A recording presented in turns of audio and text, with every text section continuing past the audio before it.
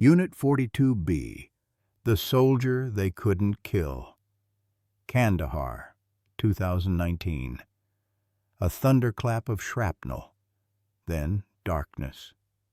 When Staff Sergeant Logan Merrick woke in a field hospital, the first word he rasped was, "Shadow." The answer, "He's gone," anchored itself in his chest like a live round. Fast forward 3 years. Logan is a mechanic in rural Colorado, haunted by the absence of paw steps that once patrolled halls at night. During a routine charity drop-off, fate snaps its fingers. A bark low, precise ricochets off kennel walls. Logan's pulse slams into old combat rhythm as memories explode behind his eyes. He races past startled volunteers toward Cage 17, where a battered German shepherd rises from the concrete like a ghost given form. Same intelligent stare, same subtle head tilt that once warned of buried IEDs. Yet tags are missing, identity erased. Shadow doesn't wait for proof. He presses his scarred muzzle into Logan's trembling hand, issuing a silent order. No chain of command can overrule. Believe. What follows is a labyrinth of covert mercenaries, reprogrammed war dogs, and a conspiracy that turns man and canine into targets once more. Only this time, they're hunting back. The morning air in rural Colorado had a kind of silence that only veterans noticed. Not peaceful, just quiet enough for memories to sneak in. Logan Hayes stood beneath the open bay door of his garage, watching steam rise from his coffee. The snow hadn't come yet, but the cold gnawed at the edges of his joints like a quiet warning. A wrench clinked as it rolled off a tool cart beside him, but he didn't flinch. He was used to sounds breaking the silence without warning. He wiped his hands on a rag, more out of habit than need. The 74 Dodge on the lift wasn't going anywhere fast, and neither was he. To anyone passing through, Logan was just another mechanic running a one-man shop on the edge of town. No one saw the tightly folded flag in a wooden box above the mantel in his house. No one asked about the faint scars on his shoulder that hadn't healed right, and absolutely no one asked about the old military case he kept padlocked beneath his bed, because Logan didn't let anyone close enough to wonder.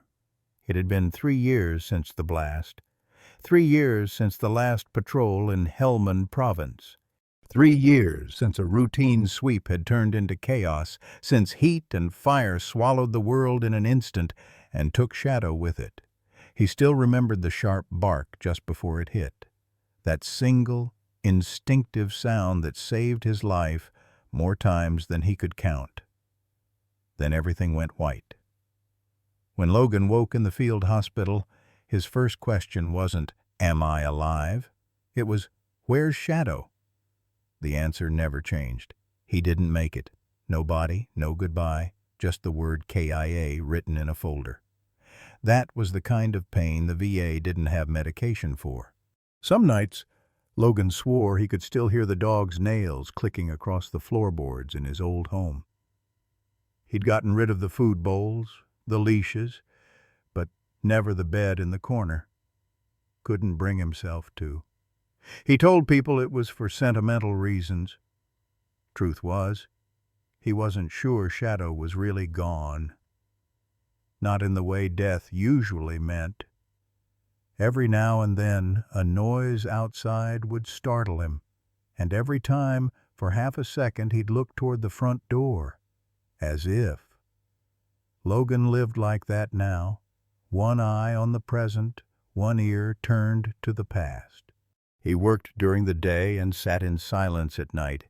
He spoke more to his coffee than to people, and when someone from the Veterans Charity asked if he had old supplies to donate blankets, canned food, he said yes, because giving to dogs in shelters felt like the only thing left that made sense. That was how he found himself that cold Tuesday morning, loading a duffel into the back of his truck. It was filled with donated items he'd collected from his neighbors. unused dog food, a worn-out leash, a fleece blanket with paw prints on it. He glanced down at it before closing the tailgate, and something in his chest twisted. It looked exactly like the blanket Shadow used to drag from room to room. He shook the memory off and climbed into the truck.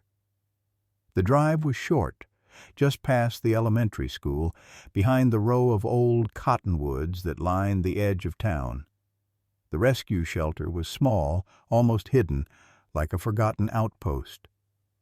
Logan liked that. He wasn't built for crowds anymore. As he parked, he noticed there were no other cars. Good. The fewer people, the better. He grabbed the duffel and stepped into the front lobby. The woman behind the desk smiled warmly and began thanking him, her voice kind, rehearsed. He nodded politely, but his gaze drifted to the back hallway. There were sounds, usual shelter sounds, paws shifting, a yawn, a bark. But then it happened. A bark. Sharp, powerful, familiar. Logan stopped mid-step. His chest locked up. The bag slipped halfway from his shoulder. No, it couldn't be. It came again, this time louder. Not the frantic bark of a dog begging to be let out. It was clipped, controlled. A sound from training fields and checkpoints. A sound from Kandahar. Logan's heart punched the inside of his ribs. Every nerve screamed that it was impossible. Every cell told him to run down that hall. He looked at the receptionist, but she was still talking, unaware. Logan didn't wait. He dropped the duffel and moved past her, quick steps down the tile corridor. "Sir, wait! You can't—" Her voice faded behind him. The hallway stretched like a memory. His boots echoed off the floor. He passed kennel after kennel. Some dogs barked, others flinched. Then, third cage from the end, he stopped, and the world did too. There, standing still with a stiff tail and alert ears, was a large German shepherd. The years had added muscle and scars. But the eyes, God! The eyes were exactly the same. Amber brown, intelligent, haunted. The dog took a step forward, tilted his head. Then a sound emerged, a low, broken whine. Familiar, grieved. The kind of sound Shadow only made the moment Logan returned from weeks in the field. The sound that haunted his sleep. Logan dropped to his knees. "Shadow?" he whispered. The shepherd pressed himself against the cage bars. No growl, no hesitation. Just home. The sky hung low that Tuesday morning, heavy with snow that hadn't quite committed to falling. A pale light filtered through the windshield as Logan Hayes turned into the narrow lot behind the elementary school, where a quiet little building stood tucked beneath Skeletal Tree's Pine Haven Animal Shelter. No signage screamed for attention, just a modest green roof and a wind chime that clinked like distant dog tags in the breeze. Logan shifted the truck into park and killed the engine. For a moment he sat in the silence, staring at the crumpled list of supplies on the passenger seat.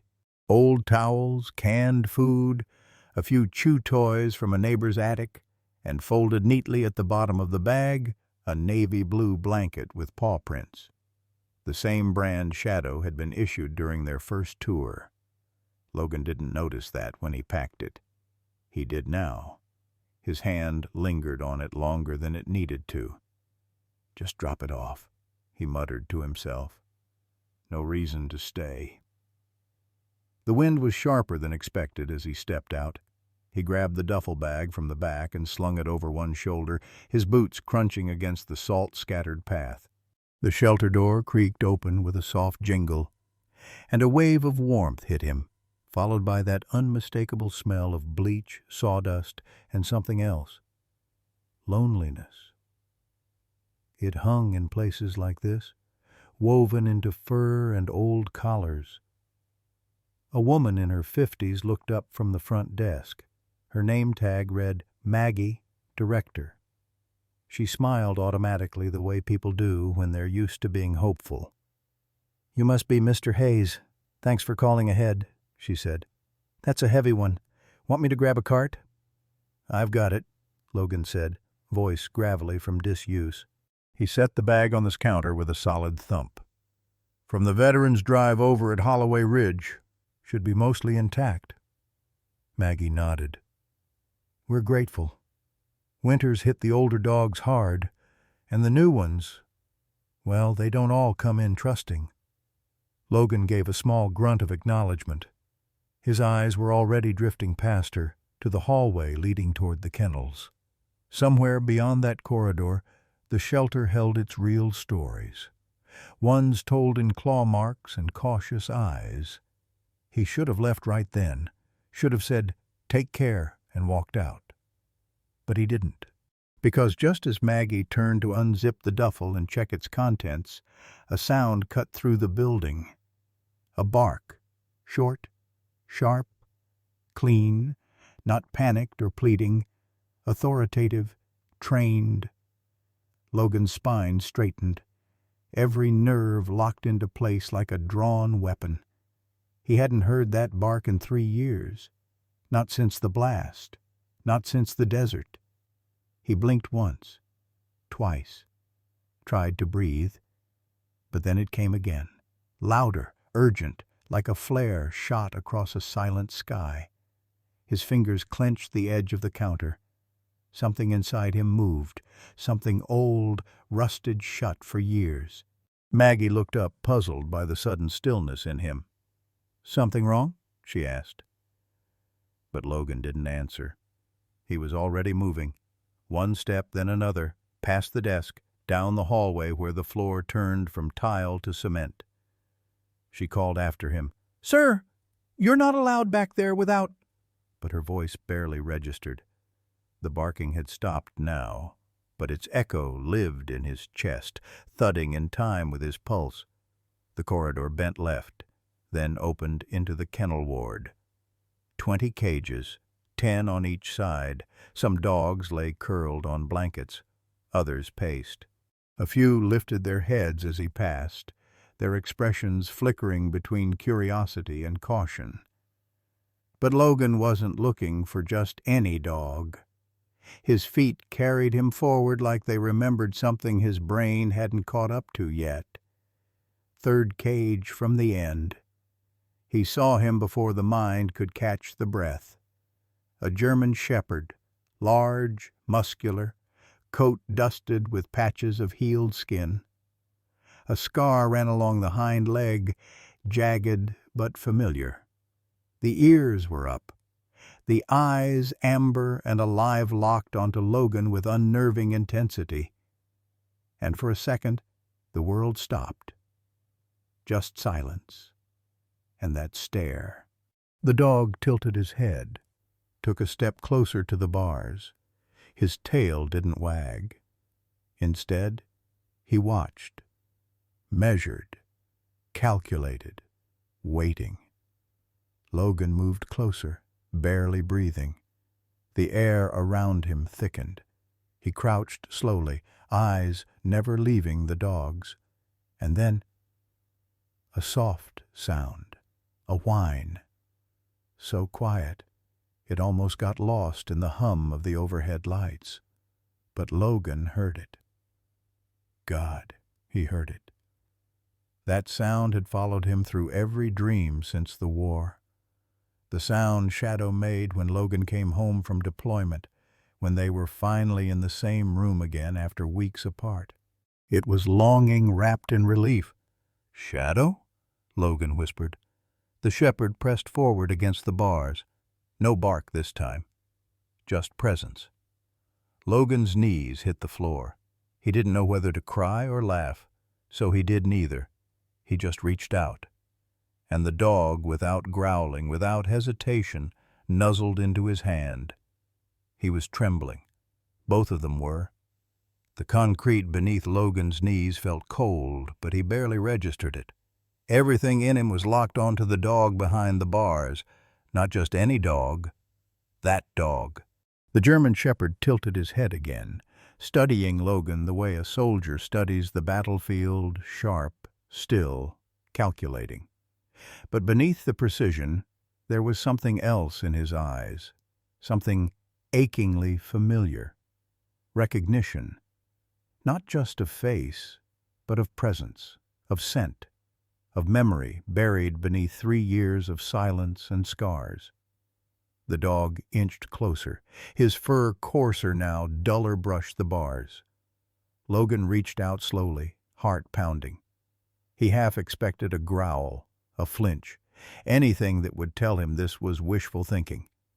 But instead, the shepherd let out a sound, a whimper barely audible but full of history. A sound Logan had heard exactly 4 times in his life. Once after their first deployment. Once after an IED nearly took both their legs. Once when they returned stateside. And once more, his last memory, when the chopper lifted off without Shadow. And now again. Tears burned the backs of Logan's eyes. Shadow. He choked, voice splitting down the middle. At the name, the shepherd's ears perked, tail thumped once against the cage floor, and then he pressed his entire body against the steel bars, trembling. No hesitation, no confusion. Only urgency, only reunion. Logan dropped both palms flat against the cage. His voice cracked again. "Is it really you, boy?" The dog pawed at the cage door, frantic now, not in fear, but desperation. A kind of quiet, restrained panic only those who've waited too long could understand. Logan turned as he heard hurried footsteps behind him. Maggie appeared, slightly breathless. "Sir, I'm going to need you to step back. That dog's new. Came in a few weeks ago. He's mine," Logan said without looking up. His voice was calm, but final. "His name is Shadow. Unit designation K942B. He's not just a dog, he's a U.S. soldier." Maggie blinked, stunned. "There's no chip. He was found limping near the tracks, covered in burns. Wouldn't let anyone touch him for days." But Logan didn't need proof. He had the truth, right there, pressing against the bars like a heartbeat. The way Shadow leaned into him, ribs grinding against metal, muzzle jammed through the narrow opening, wasn't the behavior of a stray. It wasn't even instinct. It was memory, alive. "Get the keys," Logan said softly. "Please." Maggie hesitated. "Are you sure?" Logan looked up, eyes glassy. "He remembers me." "Look at him." She paused, then slowly backed away, her voice echoing down the hallway. "Connor, bring the kennel release key." Logan turned back. Shadow was sitting now, but still pressed as close as he could get. His eyes, those deep human eyes, never left Logan's. "God, what did they do to you?" Logan whispered, brushing 2 fingers through the bars along the shepherd's jawline. "I thought you were gone." "They told me you were gone." Shadow gave a low exhale, almost like a sigh. And in it was everything they couldn't say to each other. All the missed nights, all the unanswered calls of instinct, all the miles and scars and dreams turned to dust. Footsteps returned.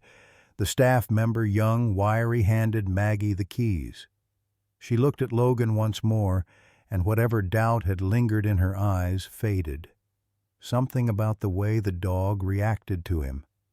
It didn't need explaining. The lock clicked. The gate swung open with a groan, and in an instant Shadow lunged, not with aggression, but with love. His front paws hit Logan's shoulders, and the weight of him collapsed into the soldier's chest. Logan barely stayed upright. He wrapped his arms around the shepherd, burying his face into fur that still smelled faintly of ash and earth. Shadow whined loud now, raw. His tail wagged in fierce rhythm, and he licked Logan's face with a kind of desperate joy that couldn't be contained. It wasn't just reunion.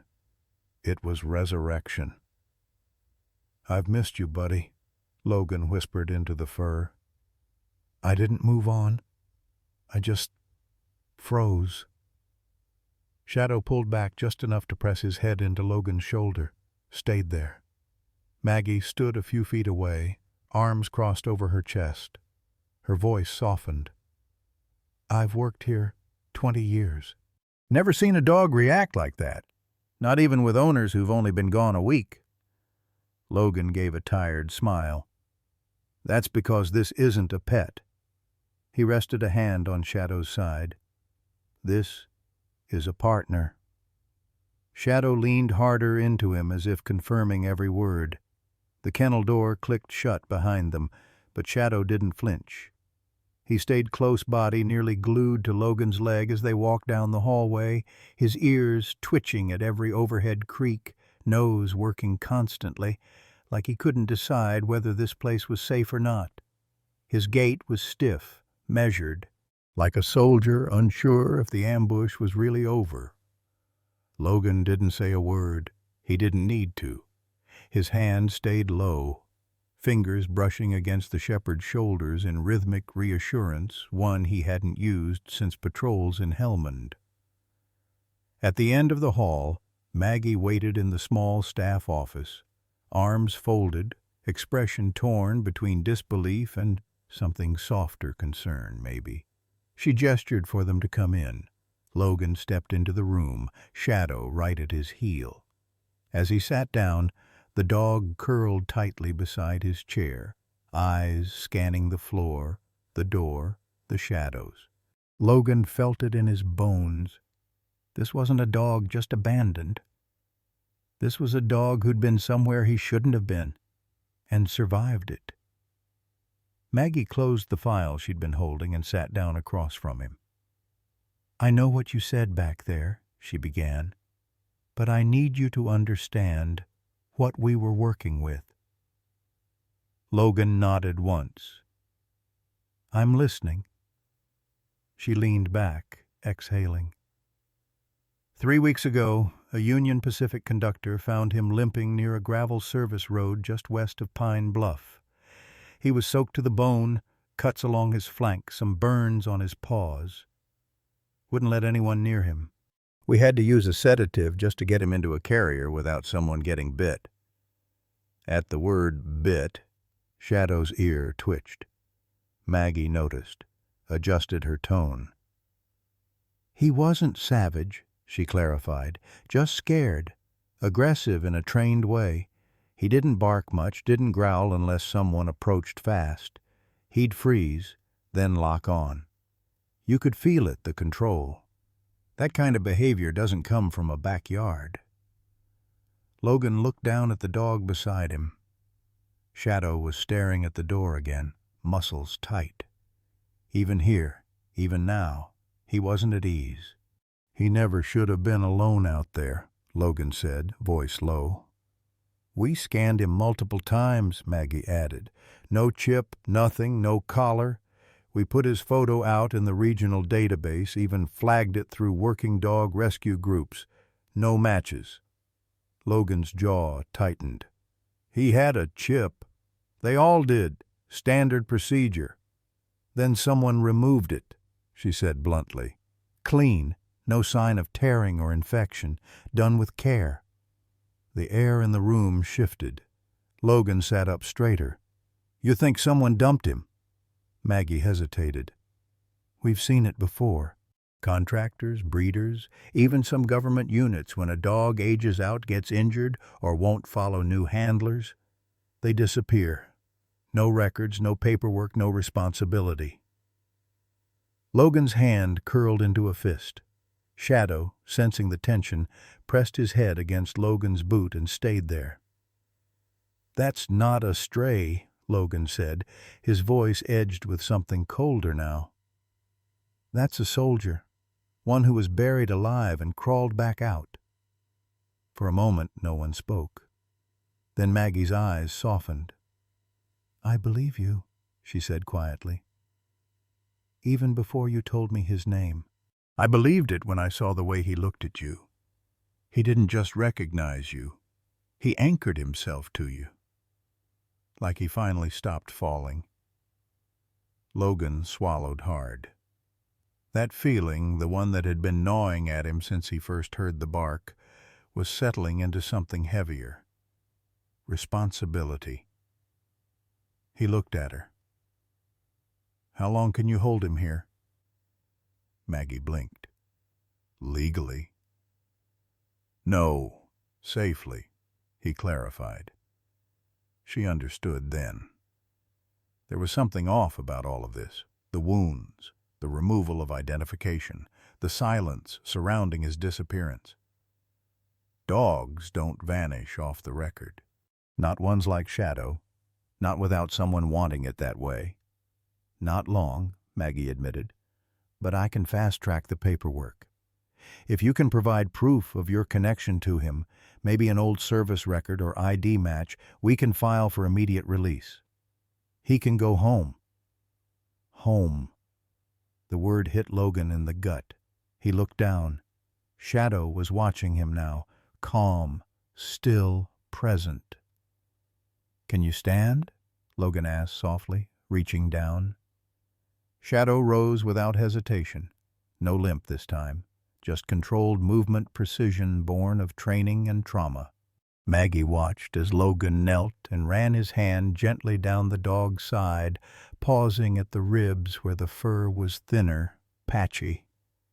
He felt it, a raised scar, jagged and rough. Another near the shoulder, burn pattern. Logan didn't say anything. His fingers just rested there a moment longer than needed. Then he whispered, so low only Shadow could hear. "You made it. I don't know how, but you made it." Shadow leaned into his chest and stayed there. Maggie's voice, when it came, was different now, quieter, measured. "You can take him into the visitation room if you want. Let him adjust." It's quiet. No barking. Logan looked up. "That'd help." She stood and opened the door. "He deserves better than a cage." Logan followed, Shadow never once breaking stride.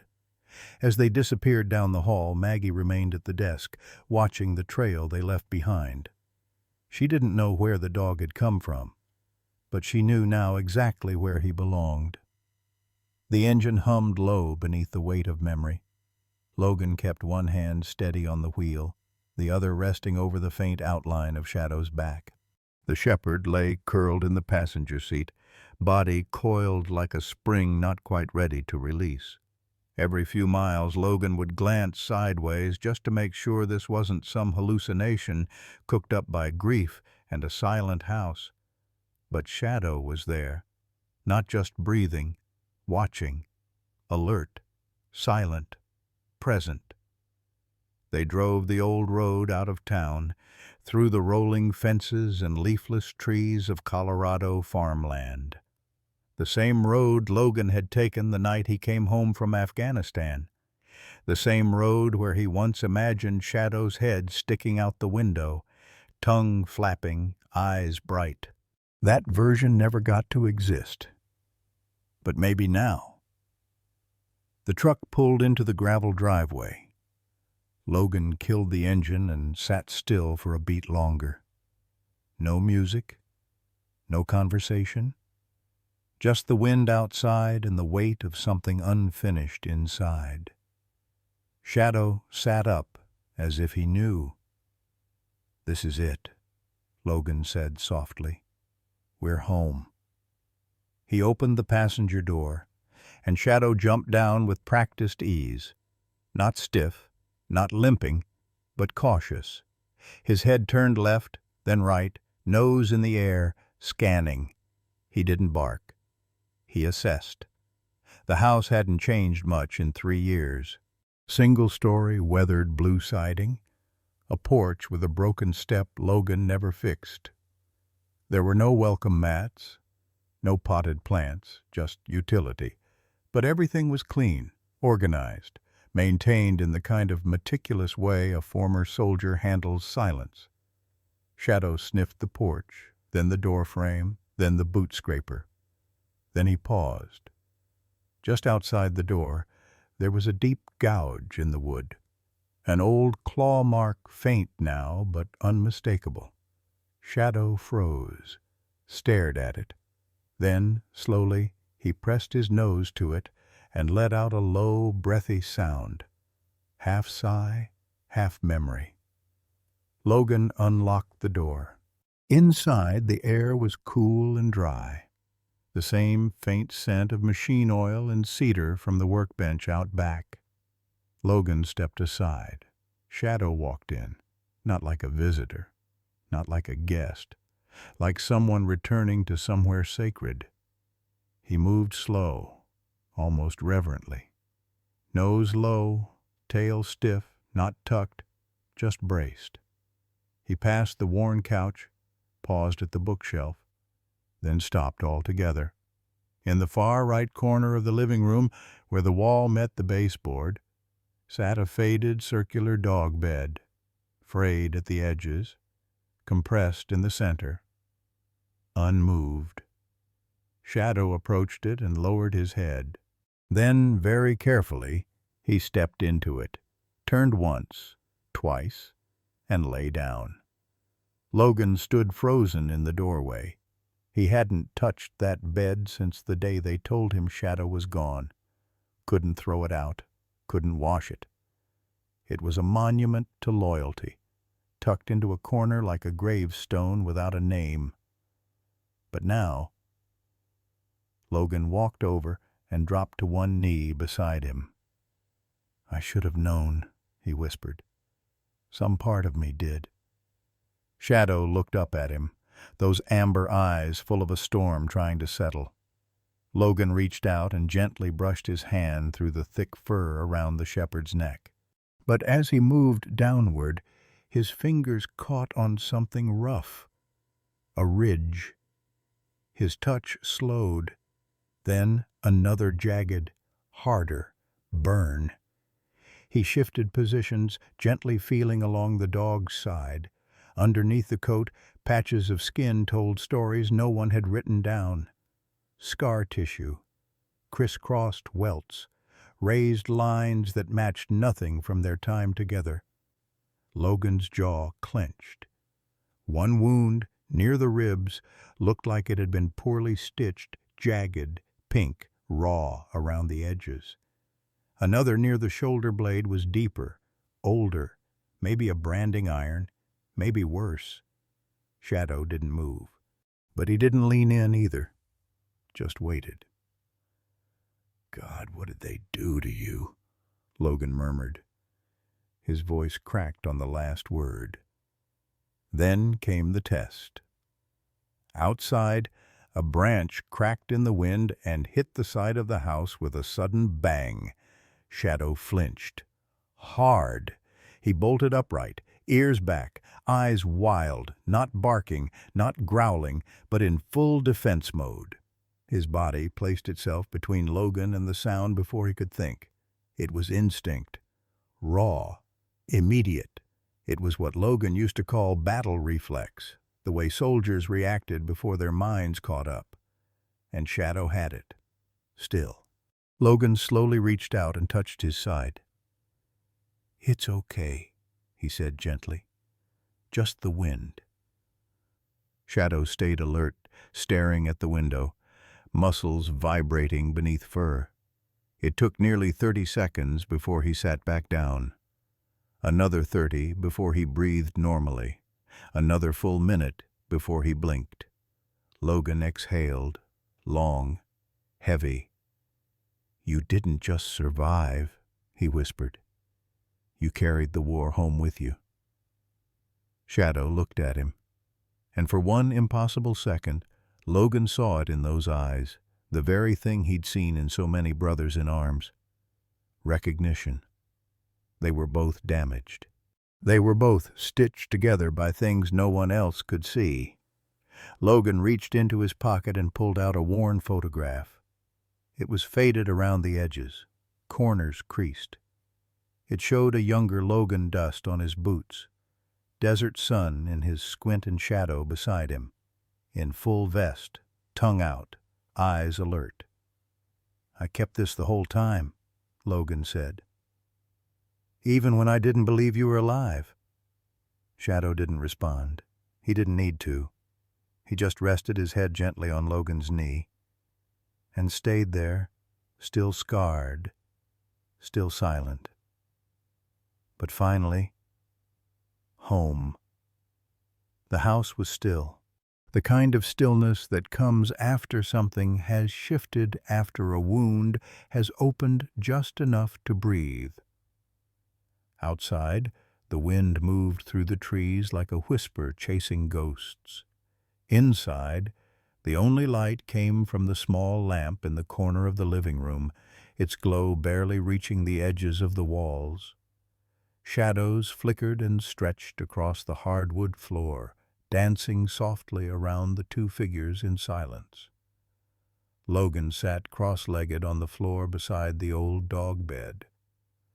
Shadow lay curled inside it, chest rising and falling in slow, uneven rhythm, one ear twitching, one paw occasionally kicking in his sleep. But this wasn't peace. Not really. Logan had seen this kind of sleep before in field hospitals, in barracks after long deployments, in the eyes of soldiers too young to carry what they carried. Shadow wasn't resting. He was surviving sleep. Logan leaned forward and gently laid a hand on the shepherd's side. The warmth was reassuring, the pulse steady. But beneath the fur, his fingers brushed another scar, one he hadn't noticed earlier. Smaller, like a puncture. Maybe an IV. Maybe worse. He exhaled, soft, tired. "I don't know where you were," he said quietly, voice almost swallowed by the hush of the room. "I don't know what they did to you, but you came back." Shadow stirred but didn't wake. His ear flicked, but his breathing stayed ragged, shallow exhales, like he was waiting for something to go wrong even in dreams. "They told me you were dead," Logan continued. "They looked me in the eye and said there was no way you made it." He paused, then softer than before. "But you did, didn't you?" He felt a tightness in his chest, a kind of guilt that had never quite let go. "I stopped looking," he admitted. "After a while, I stopped hoping." His hand slid up toward the side of Shadow's neck, brushing the fur gently. "And all this time, you were out there, hurt, alone, and still, you found your way back." A tremor moved through the dog's body, a quiet whimper. Not pain. Memory. Logan knew that sound. He'd made it himself on nights when the past came knocking through broken dreams. He didn't try to shush him, didn't say, "You're okay now," because that wasn't true. Not yet. Instead, he shifted his body, kneeling beside the bed until he was close enough to feel the warmth of Shadow's breath against his arm. Then he leaned in, voice barely a whisper. "They told me you were gone." He hesitated. Then, "But I think part of me always knew you weren't." Shadow moved. His head lifted just slightly, one eye opening, dazed, clouded by sleep, but aware. Logan met his gaze. "You're not just a dog," he whispered. "You're a survivor. And so am I." The shepherd blinked, then lowered his head back onto the edge of the bed, pressing the bridge of his snout gently into Logan's knee, as if answering something words could never reach. For a long moment, neither of them moved. Outside, the wind hit the side of the house again, rattling the window panes. Shadow's body tensed. His tail stiffened. But he didn't rise. He stayed beside Logan, pressed close, still listening, still on alert, still not fully asleep. The silence between them held weight, and inside it lived everything they didn't need to say. I missed you. I remember. I made it back. So did you. Logan slowly leaned back, settling onto the floor beside the bed. He didn't bother with the couch, didn't change clothes. He just lay there, one arm extended across the rim of the dog bed, fingertips brushing Shadow's side with quiet regularity. His other hand still held the photo, the two of them in uniform. Desert dust on their boots, trust in their eyes. Logan looked at it one last time, then set it down, face up, on the floor beside them. Some things deserved to be seen. Minutes passed, maybe hours. Time lost its edges in the hush of grief and reunion. Eventually, Logan's eyes slipped shut, not because he was ready, but because his body gave out first. Shadow didn't sleep much that night. Even when his body stilled, his ears stayed tuned to every creak, every branch, every unfamiliar hum of the heater kicking on. He lay beside his old partner, not as a pet finally returned, but as a sentinel, as a wounded soldier with his post reclaimed, and neither of them dreamed peacefully. Because some memories don't let go just because you find your way home. Some shadows follow you there. The morning light crept in slow, as if unsure whether it belonged. Logan stood in the doorway of his garage, a chipped ceramic mug in hand, steam curling from black coffee untouched. The world was quiet, deceptively so. No traffic this early, no bird song, just the soft crunch of frost beneath Shadow's paws as the shepherd made a slow patrol around the edge of the gravel lot. Logan watched him with something caught between admiration and heartbreak. Even after everything, he moved like a soldier, head low, tail steady, ears flicking with precision. He wasn't sniffing for play. He was clearing perimeter, like the desert had never left his bones. When Shadow finally circled back to the porch and sat by the door, Logan exhaled and turned back inside. There was something he hadn't touched in years. He stepped into the back room of the garage, a space cluttered with tool racks, metal shelves, and the scent of old oil. In the far corner, beneath a sheet-draped engine block, sat a steel military storage case, matte black and dented at the edges. Dust coated the surface like time itself had tried to forget it. He crouched, fished the key from the worn leather string he still wore around his neck. The lock clicked open. The lid creaked like a coffin. Inside lay the remnants of a life Logan had tried hard to bury. Manila folders, laminated tags, training manuals, and 3 photographs, each faded from heat and sand. One was of Shadow, mid-sprint across a training field, vest strapped tight, mouth open in controlled aggression. Another showed Logan kneeling beside him, hand on the shepherd's chest, both of them squinting under the Afghan sun. A brotherhood without words. But it was the last file that stopped him. Incident 47, Helmand Blast. His hand hovered before picking it up.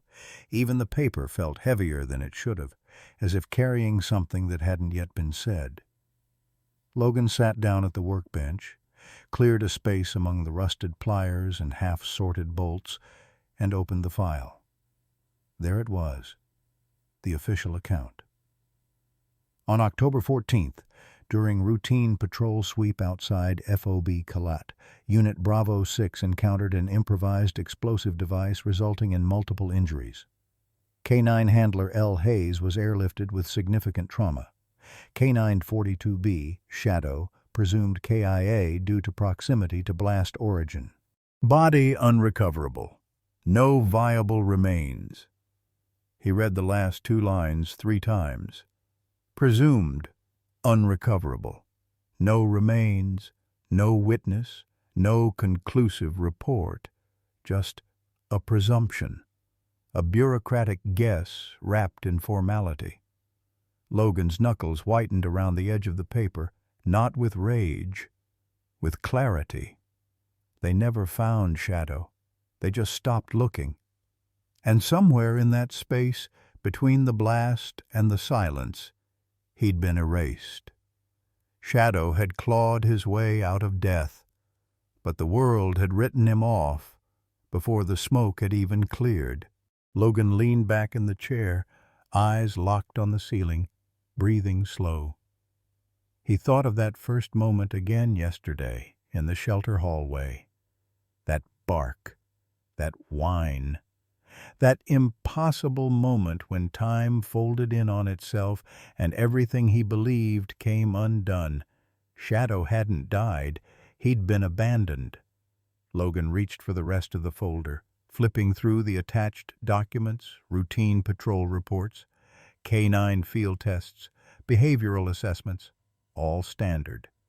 But something felt too standard, clean, controlled, incomplete. There was no record of post-incident investigation, no attempts to recover K-9 remains, not even a line item on the unit's equipment loss report. Shadow had been wiped clean off the map. Logan sat in the growing silence, the walls pressing in around him. Outside, Shadow barked once short, flat. Not alarm, just notification. Logan turned toward the window and saw him sitting in the frost-glazed grass, eyes fixed on something far off that Logan couldn't see. It was like he already knew, like he remembered this part of the story before Logan did. Logan stood, still holding the file, and walked toward the back door. He stepped outside, the cold biting into the scars along his arms. Shadow looked up at him, then back toward the tree line. The message in his eyes wasn't fear. It was a question. "Are you ready to know the rest?" Logan dropped to a knee beside him, setting the file gently on the porch step. He didn't answer right away. He just ran his fingers behind Shadow's ears, slow and firm, and finally said, "They didn't just lose you. They covered it." Shadow blinked once, tense, but still. Logan looked toward the horizon. "Then I guess we dig." The morning was the kind that felt too clean. Colorado air hung crisp and dry over the fields, the ground still silvered with frost that hadn't yet melted in the shade. Logan walked with his hands in the pockets of a well-worn jacket, boots crunching softly on gravel as he followed the edge of the property near the tree line. Beside him, Shadow moved like a ghost. No leash, no command, just steady rhythm. They hadn't spoken, not really. Logan had muttered a few words about the cold, about breakfast. But Shadow didn't need words. He moved like he was listening to things no human could hear. Every step was measured. His nose twitched with invisible signals. Ears up, but not perked in curiosity. Forward, alert, focused. They moved past the old mailbox, the empty ditch, the wire fence half buried under dried leaves. Logan kept expecting Shadow to relax, maybe even jog ahead like he used to. But something about the dog's posture was different this morning. Not wounded wired. And then it happened. They reached the bend near the road, a curve lined with naked aspens and half-collapsed barbed wire. Logan was about to turn back when Shadow stopped cold. Absolutely still. No growl, no whine, no whimper. Just frozen tension, like a photograph of instinct mid-frame. His front paw hovered just above the earth, his body angled slightly forward, eyes sharp, tail low and stiff, not tucked in fear, not wagging in curiosity, just low, like a lever holding everything in place. Logan followed his gaze and saw it. A white van, plain, no markings, just a utilitarian shape rolling past slow, too slow, like it didn't belong. Tires whispering over the frost-slick asphalt, the windows were tinted black. Driver unseen. It didn't stop. It didn't swerve. It just passed. But Shadow didn't move. Not until the van disappeared around the curve and out of sight. Only then did the shepherd shift, exhaling through his nose in a way that sounded more like release than breath. Logan's stomach knotted. He stepped closer, crouched beside him. "What was that?" he murmured. Shadow turned his head toward Logan just slightly, barely an inch. But it was enough. Enough to say he knew. That van meant something. Or someone. "You remembered something," Logan said. Still no bark, still no sound. Just those eyes, deep, alert, unwavering. Logan slowly stood, scanning the road again. But the van was gone now. The silence already stitching itself back over the space it left behind. But the stillness wasn't the same anymore. It was thinner, tighter, a warning instead of a peace. He looked down. Shadow's body had relaxed a little, but not entirely. His ears were still angled back toward the road, muscles coiled beneath fur. Logan had seen this posture before in Kandahar, in Fallujah, in briefing tents before raids. It was the stance of someone who knew the enemy had already arrived, even if no one else had noticed. Logan knelt again and placed his hand gently on Shadow's chest. The heartbeat beneath his palm was fast, focused. "You're not just recovering, are you?" Logan whispered. "You're tracking." Shadow didn't move. Didn't break contact, just waited. Not for a treat, not for praise, for confirmation, for orders. Logan slowly stood and turned toward the house. His gaze swept the surrounding land, woodline, driveway, mailbox. Nothing moved, but the hairs on the back of his neck stood on end, not from cold, from knowing that for the first time since Shadow came home, someone else had looked back. The sun was already beginning to dip behind the ridge when Logan stepped back into the house. The amber light stretched long shadows across the living room floor, cutting through the front window in golden blades. Shadow followed close, but not like a pet trailing a master, like a soldier returning to cover. He didn't lay down, didn't relax. He posted himself by the door, sitting tall, ears up, facing the road they had just come from. Logan didn't have to ask why. He dropped his jacket on the back of a chair, crossed the room to the kitchen, and pulled the old landline off the wall. Not a cell. Not Wi-Fi. Just the corded relic he'd never gotten rid of. Some calls, he'd always believed, deserved weight in the line. He sat at the kitchen table and stared at the number scratched on a faded business card, pinned beneath a magnet on the fridge. Captain David Delaney, U.S. Army, Retirement. Private Sector Security Consultant, Denver Office, Direct Line, redacted. Logan punched in the number, slow, steady. Each beep felt like brushing dirt off a buried mine. The line rang twice, then picked up. A voice, gruffer than he remembered, but unmistakably sharp. "Delaney." Logan took a breath. "It's Hayes." Logan Hayes. There was a pause, a long one. Then, "Didn't think I'd hear your voice again. unless we were both ghosts. Logan managed half a smirk. Yeah, well, maybe one of us is. Delaney's tone shifted straight to business. Talk to me. Logan leaned back in the chair, eyes drifting toward the hallway where Shadow had disappeared.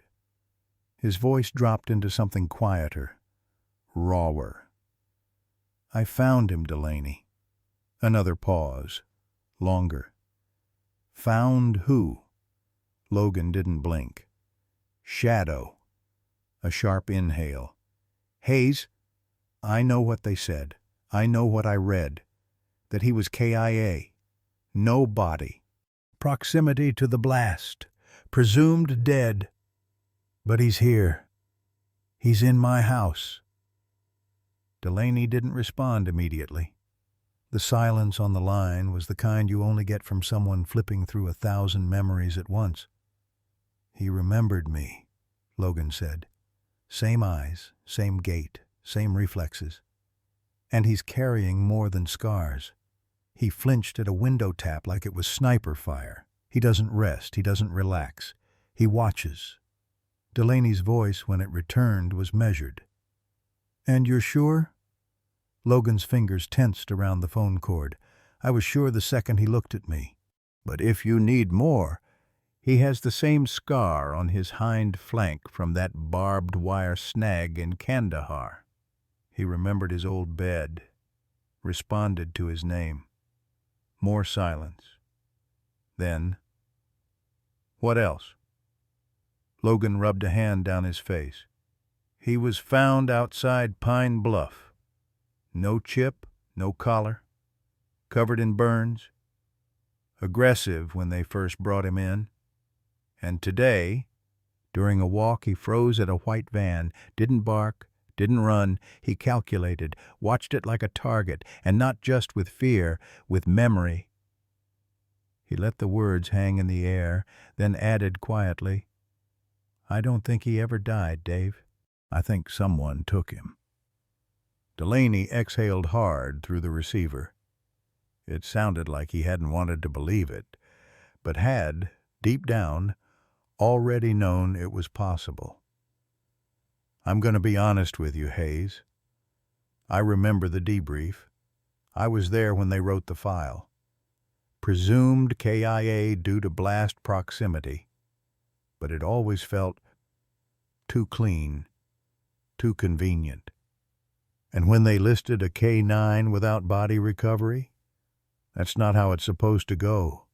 You don't just lose dogs like that. Logan's voice dropped. Then why didn't anyone dig deeper? Because the unit got rotated out, files got boxed up, and maybe, just maybe, someone wanted it buried. Logan leaned forward, voice cold. Then we're unburying it. Delaney was silent again, but it wasn't indecision. It was calculation, the kind that came just before strategy. All right, he finally said. Give me a few days. I still know a few guys from command. I'll pull whatever declassified movement logs and requisition files I can find. If there's a paper trail, I'll find it. Start with anything connected to Iron Veil, Logan said. Private security.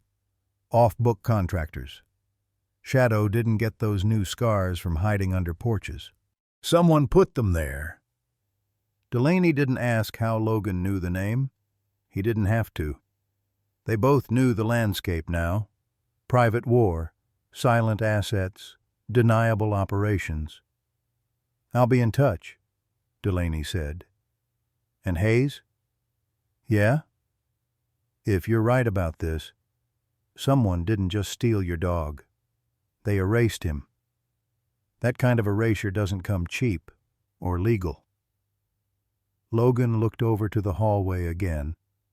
Shadow stood there now, watching him from the shadows, silent and still. Then I hope whoever did it knows one thing, Logan said quietly. What's that? Logan's eyes didn't leave the shepherd's. He came home. The call came 2 days later, just before dusk. Logan was in the garage, wiping down a socket wrench with a stained rag, more out of habit than purpose. The engine block in front of him had long cooled. The kind of quiet that settles into the bones had crept over the place until the landline rang. 3 times, then silence. Then it rang again. That was the signal. Logan reached for it with the same tension he used to feel clearing buildings overseas, calm on the outside, every muscle ready. He picked up. "It's Delaney." Logan didn't waste time. "What'd you find?" Delaney's voice was lower than usual, controlled, but there was something just beneath it. Disgust, maybe, or disbelief. "I pulled requisition records from a post-blast quartermaster report. 2 weeks after the Helmand incident, a private contractor authorization code redacted filed a request for a German shepherd, male, age 4, specific weight class, training profile, and behavior indicators. The specs matched your K9 unit down to the centimeter." Logan closed his eyes. His knuckles whitened around the receiver. "They called him KIA. They called him inventory," Delaney replied. A bitter silence stretched between them. "I traced the requisition chain," Delaney continued. "It didn't go through standard recovery channels. It was rerouted through a now-defunct logistics firm, then handed off to a subcontractor doing work out of Dubai." "Who?" Logan asked, his voice cold. "Iron Veil Security." The name hit like a slow detonation. Logan had heard of them. Backroom whispers, off-the-record rumors. A paramilitary outfit with no official allegiance, often contracted for dirty work the government couldn't sign off on. Black site maintenance, high-risk extraction, political cleanup. They weren't just ghosts. They were the ones who made other people disappear. 2 years ago, Delaney went on, they were blacklisted. Human rights violations. Multiple whistleblowers vanished. No trial, no headlines. Just erased. Logan set the rag down. It was shaking. "They renamed him," Delaney added. "The transfer files list a new identifier, Grim. No K9 designation, no military affiliation, just a name, like a piece of repurposed gear." Logan didn't respond. He was staring at the opposite wall, but seeing something else entirely. The inside of a transport crate, shadow curled tight, silent, surrounded by unfamiliar voices giving unfamiliar orders. Pain, obedience, shock. Again. Again. "How long was he with them?" Logan asked. 18 months, best I can tell," Delaney said. "Then a failed op in Eastern Europe. Handler was injured. Dog was listed as MIA, asset compromised. Asset, not soldier, not survivor, not even alive. He wasn't just stolen," Logan said. "He was rebranded. They tried to erase what he was," Delaney said, "and what he remembered." Shadow padded into the garage then, slow and quiet. He didn't look at Logan immediately, just sniffed along the edge of the workbench as if drawn by something long buried. Logan watched him, studied the way he moved, still alert, still watching the corners of the room, still expecting commands that would never come. "I think they broke him," Logan murmured, "or tried to." Delaney was quiet on the line. "They trained him to obey someone else," Logan continued. "But he ran. He ran through whatever hell they put him in and found his way back." Shadow stopped now, right by Logan's leg. Looked up, that same old gaze, worn, sharp, unyielding. "They thought they'd changed him," Logan said. "But they didn't understand what loyalty looks like when it's real." Delaney spoke again. Hayes, listen to me. If Ironvale had control of him, they considered him property. But now that he's gone missing, and he's resurfaced, they'll come looking. And they won't knock, Delaney confirmed. Logan nodded slowly. Let them try. Shadow didn't bark. He didn't growl. But he pressed his side against Logan's leg, a silent confirmation. The same way he used to, back when danger was a scent on the wind and safety was just being near the one who understood. They renamed him Grim, Logan said, voice flat. But his name's not Grim. He crouched beside the shepherd and placed a firm hand on the thick fur at the base of his neck. It's Shadow, he whispered. It always was. And Shadow wagged his tail once, not out of joy, but recognition.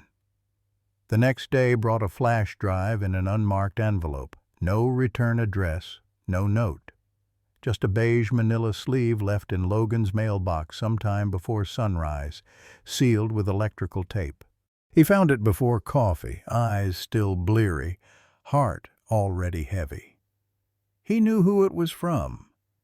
Delaney hadn't needed to call again, not when the proof spoke for itself. Logan sat at the kitchen table, the flash drive plugged into an old laptop layered in stickers and sand-worn scratches from a deployment that now felt like another lifetime. Shadow lay by the door, half dozing, but one eye cracked open at every shift in wind.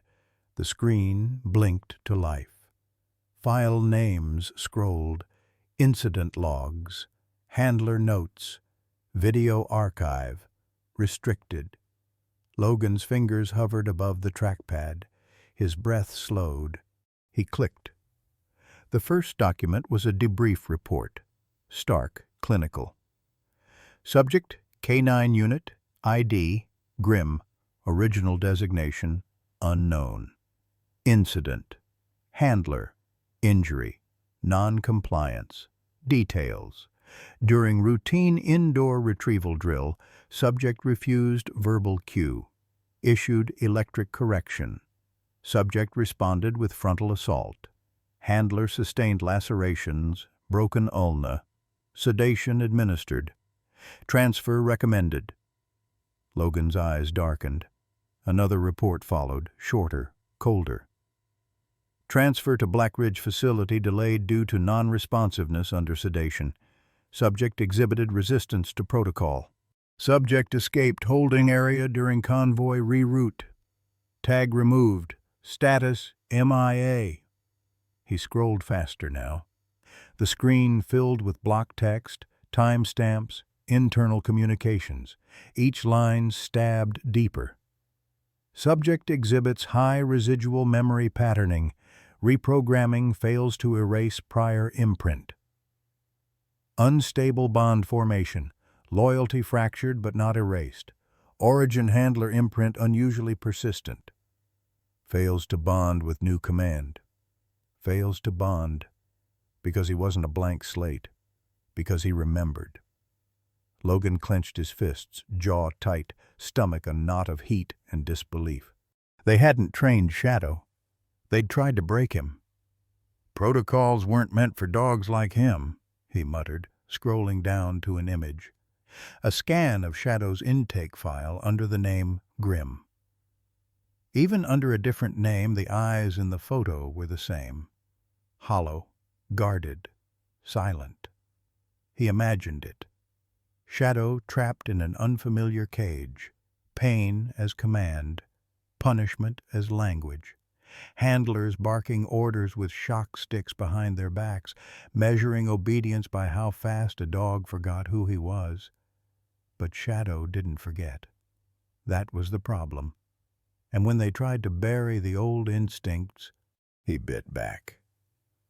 Logan stood abruptly from the table, the chair scraping harshly against the floor.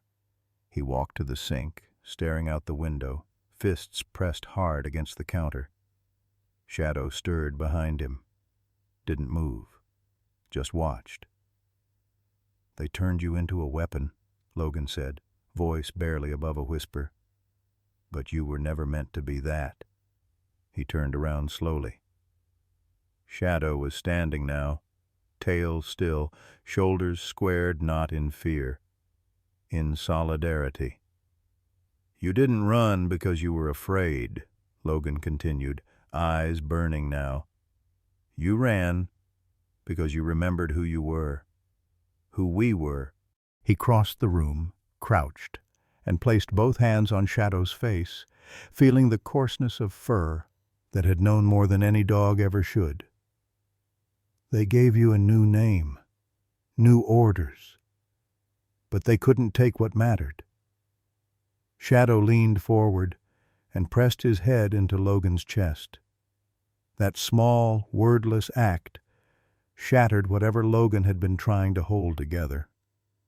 "I'm sorry I didn't come for you," Logan whispered. "I didn't know. I should have known." Shadow didn't pull away, didn't flinch. He just stayed, a dog trained to kill, choosing instead to lean. Logan pulled back and looked him in the eye. "We're not done," he said. "Not yet." Outside, the wind pushed against the walls of the house with a little more force than usual. The windows hummed with it. But inside, something had settled, solidified. They had tried to rewrite a story that wasn't theirs to control, and now that story had found its voice again. The night air carried a strange weight. Not quite storm, not quite stillness, just expectation.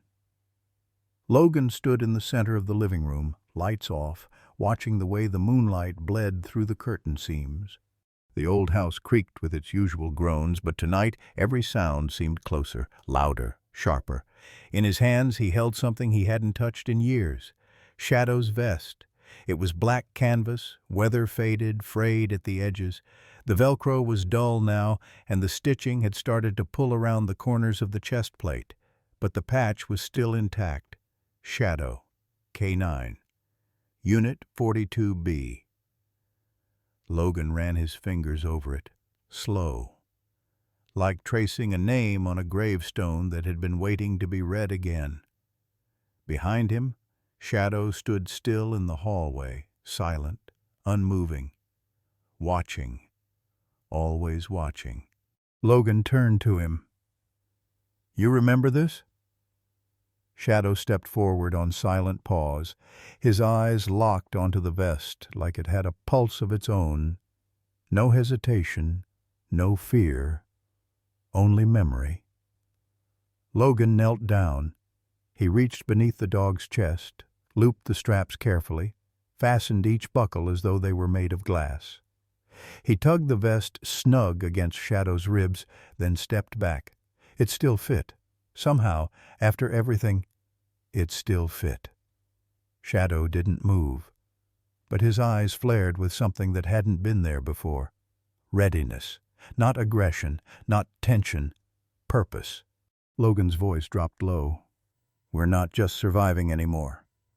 He stepped to the windows, checking each lock, drew the shades down, then moved through the house in methodical sequence, like it was muscle memory. Because it was. Deadbolt, side door, kitchen latch, garage, back porch, tripwire chimes on the garden gate. He'd forgotten how fast it came back, how defense wasn't just habit, but instinct, how silence wasn't just peaceful, it was tactical. Shadow followed him room to room, never more than a pace behind. At each window, each threshold, he'd pause, ears perked, then move again. He didn't need orders. He was reactivating, not by force, by choice, by bond, by the silent, sacred contract that no blast, no sedation, no handler could sever. In the hallway closet, Logan pulled out the small lockbox and popped it open. Inside, an old sidearm, registered but long untouched. 2 mags, a flashlight, and a photograph bent at the corner of him and Shadow in Kandahar, taken the week before the blast. He slipped the photo into his back pocket. loaded the mags. When he turned around, Shadow was sitting by the front door, facing out, perfectly still, guarding. Logan approached slowly and sat beside him. For a moment they just sat like that man and dog, shoulder to shoulder, both staring at a door that hadn't yet opened. "They'll come, won't they?" Logan asked quietly. Shadow didn't move, didn't blink, but his tail gave a single, slow thump against the floorboards. Confirmation. Not if. When. Logan leaned forward, elbows on knees, head bowed slightly. "I should have been ready," he said. "I should have seen what this was. You weren't lost. You were taken, used, hurt. And when you broke their leash, they made you a threat." He looked to the door. "They're not done, are they?" Shadow's ears twitched. Outside, a breeze kicked up and rattled the gutters. No growl, no bark. But his shoulders tightened. He knew something was coming. And so did Logan.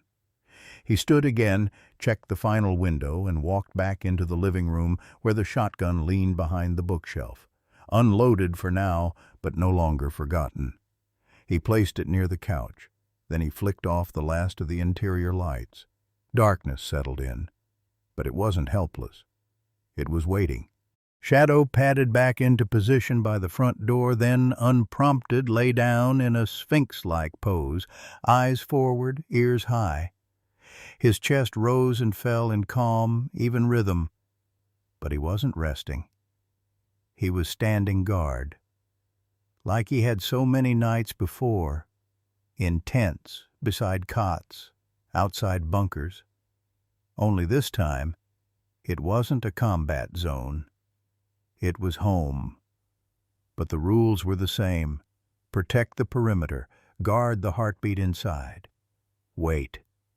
Logan lowered himself onto the couch, the weight of the vest, the reports, the memories pressing against his ribs like armor that never quite came off. He glanced toward the front door. The shepherd stared back at him, not barking, not broken, just ready. And in the silence that wrapped around them like a fuse waiting to be lit, Logan knew. The war had come to his doorstep, and this time they wouldn't take Shadow without a fight. It started with the hum, that low electric drone you don't hear until it's gone. Then, snap. Every light in the house blinked out. The heater died. The fridge fell silent. And the air shifted, not colder, not warmer, just sharper, predatory. Logan stood in the kitchen, hand frozen on the handle of his coffee mug. The sudden silence wasn't empty. It was intentional, engineered. He didn't move at first, didn't even breathe loud. He just listened. The world outside sounded wrong. No wind, no crickets, only gravel, soft, pressed, measured. Footsteps. Shadow was off the floor in a heartbeat. No bark, no scramble. Just a smooth, silent prowl to Logan's side like he'd never unlearned a single thing. Logan crouched, reached beneath the sink, and retrieved the short-barreled shotgun. No fumbling, no hesitation. The drill was back. The war was home. He flicked the safety off and whispered, "You hear it?" Shadow's reply was a deep, bone-vibrating growl low in his chest, barely audible but full of weight. Not a warning. A promise. The sound of duty waking up inside something that had never really slept. They moved through the house like a single shadow, Logan's hand brushing along walls, Shadow a step ahead, head low, body taut with tension. At the front of the house, the porch light, solar-powered, flickered once, then died. Logan risked a glance through the side window. The motion light on the detached garage kicked on for a second, 3 silhouettes, tactical gear, no voices, no flashlights. Professionals, not thieves, not junkies. Extraction team. One held a compact device signal jammer, another carried a suppressed weapon. The third was at the breaker panel. They weren't here for money. They were here for Shadow. Logan whispered, "Company's here." Shadow didn't respond. He didn't need to. He was already gone. Gone into that place soldiers go when instinct eclipses fear, when training becomes reflex, when protection becomes purpose. Logan positioned himself behind the stairwell, gun at the ready. The first window cracked. Not shattered, cracked. A sound like someone scoring glass with a diamond cutter. Quiet, precise. Then, crunch. Glass gave way. A gloved hand slid through, unlocked the latch, pushed it up. The first intruder slipped inside, soft boots landing on the hardwood like raindrops. He swept the flashlight in a narrow beam red filter, low wattage, tactical eyes, Kevlar plates, no insignia. Logan didn't fire, not yet, not until Shadow moved. Then came the second. Back door.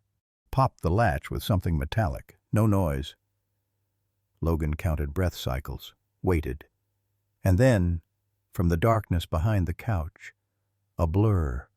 Shadow. 100 pounds of muscle and memory, launching without a sound until it was too late. The intruder didn't scream, but he hit the floor hard body armor, crashing into drywall, weapon clattering sideways. A thud. A gasp. Then, teeth. Not on flesh. On the weapon. Shadow dragged it backward with surgical control, disarmed the man in 2 seconds flat, and pinned his arm with a calculated pressure just shy of breaking it. The third intruder moved from the hallway, raised his rifle. Logan stepped out. "Drop it." He didn't shout, didn't warn again. He just fired. The blast punched through the narrow hallway, the buckshot catching the man's shoulder and spinning him into the wall with a cry. Shadow turned, snarled, advanced. The man scrambled, tried to recover his rifle. Shadow lunged. This time it was no restraint. This was defense. This was war.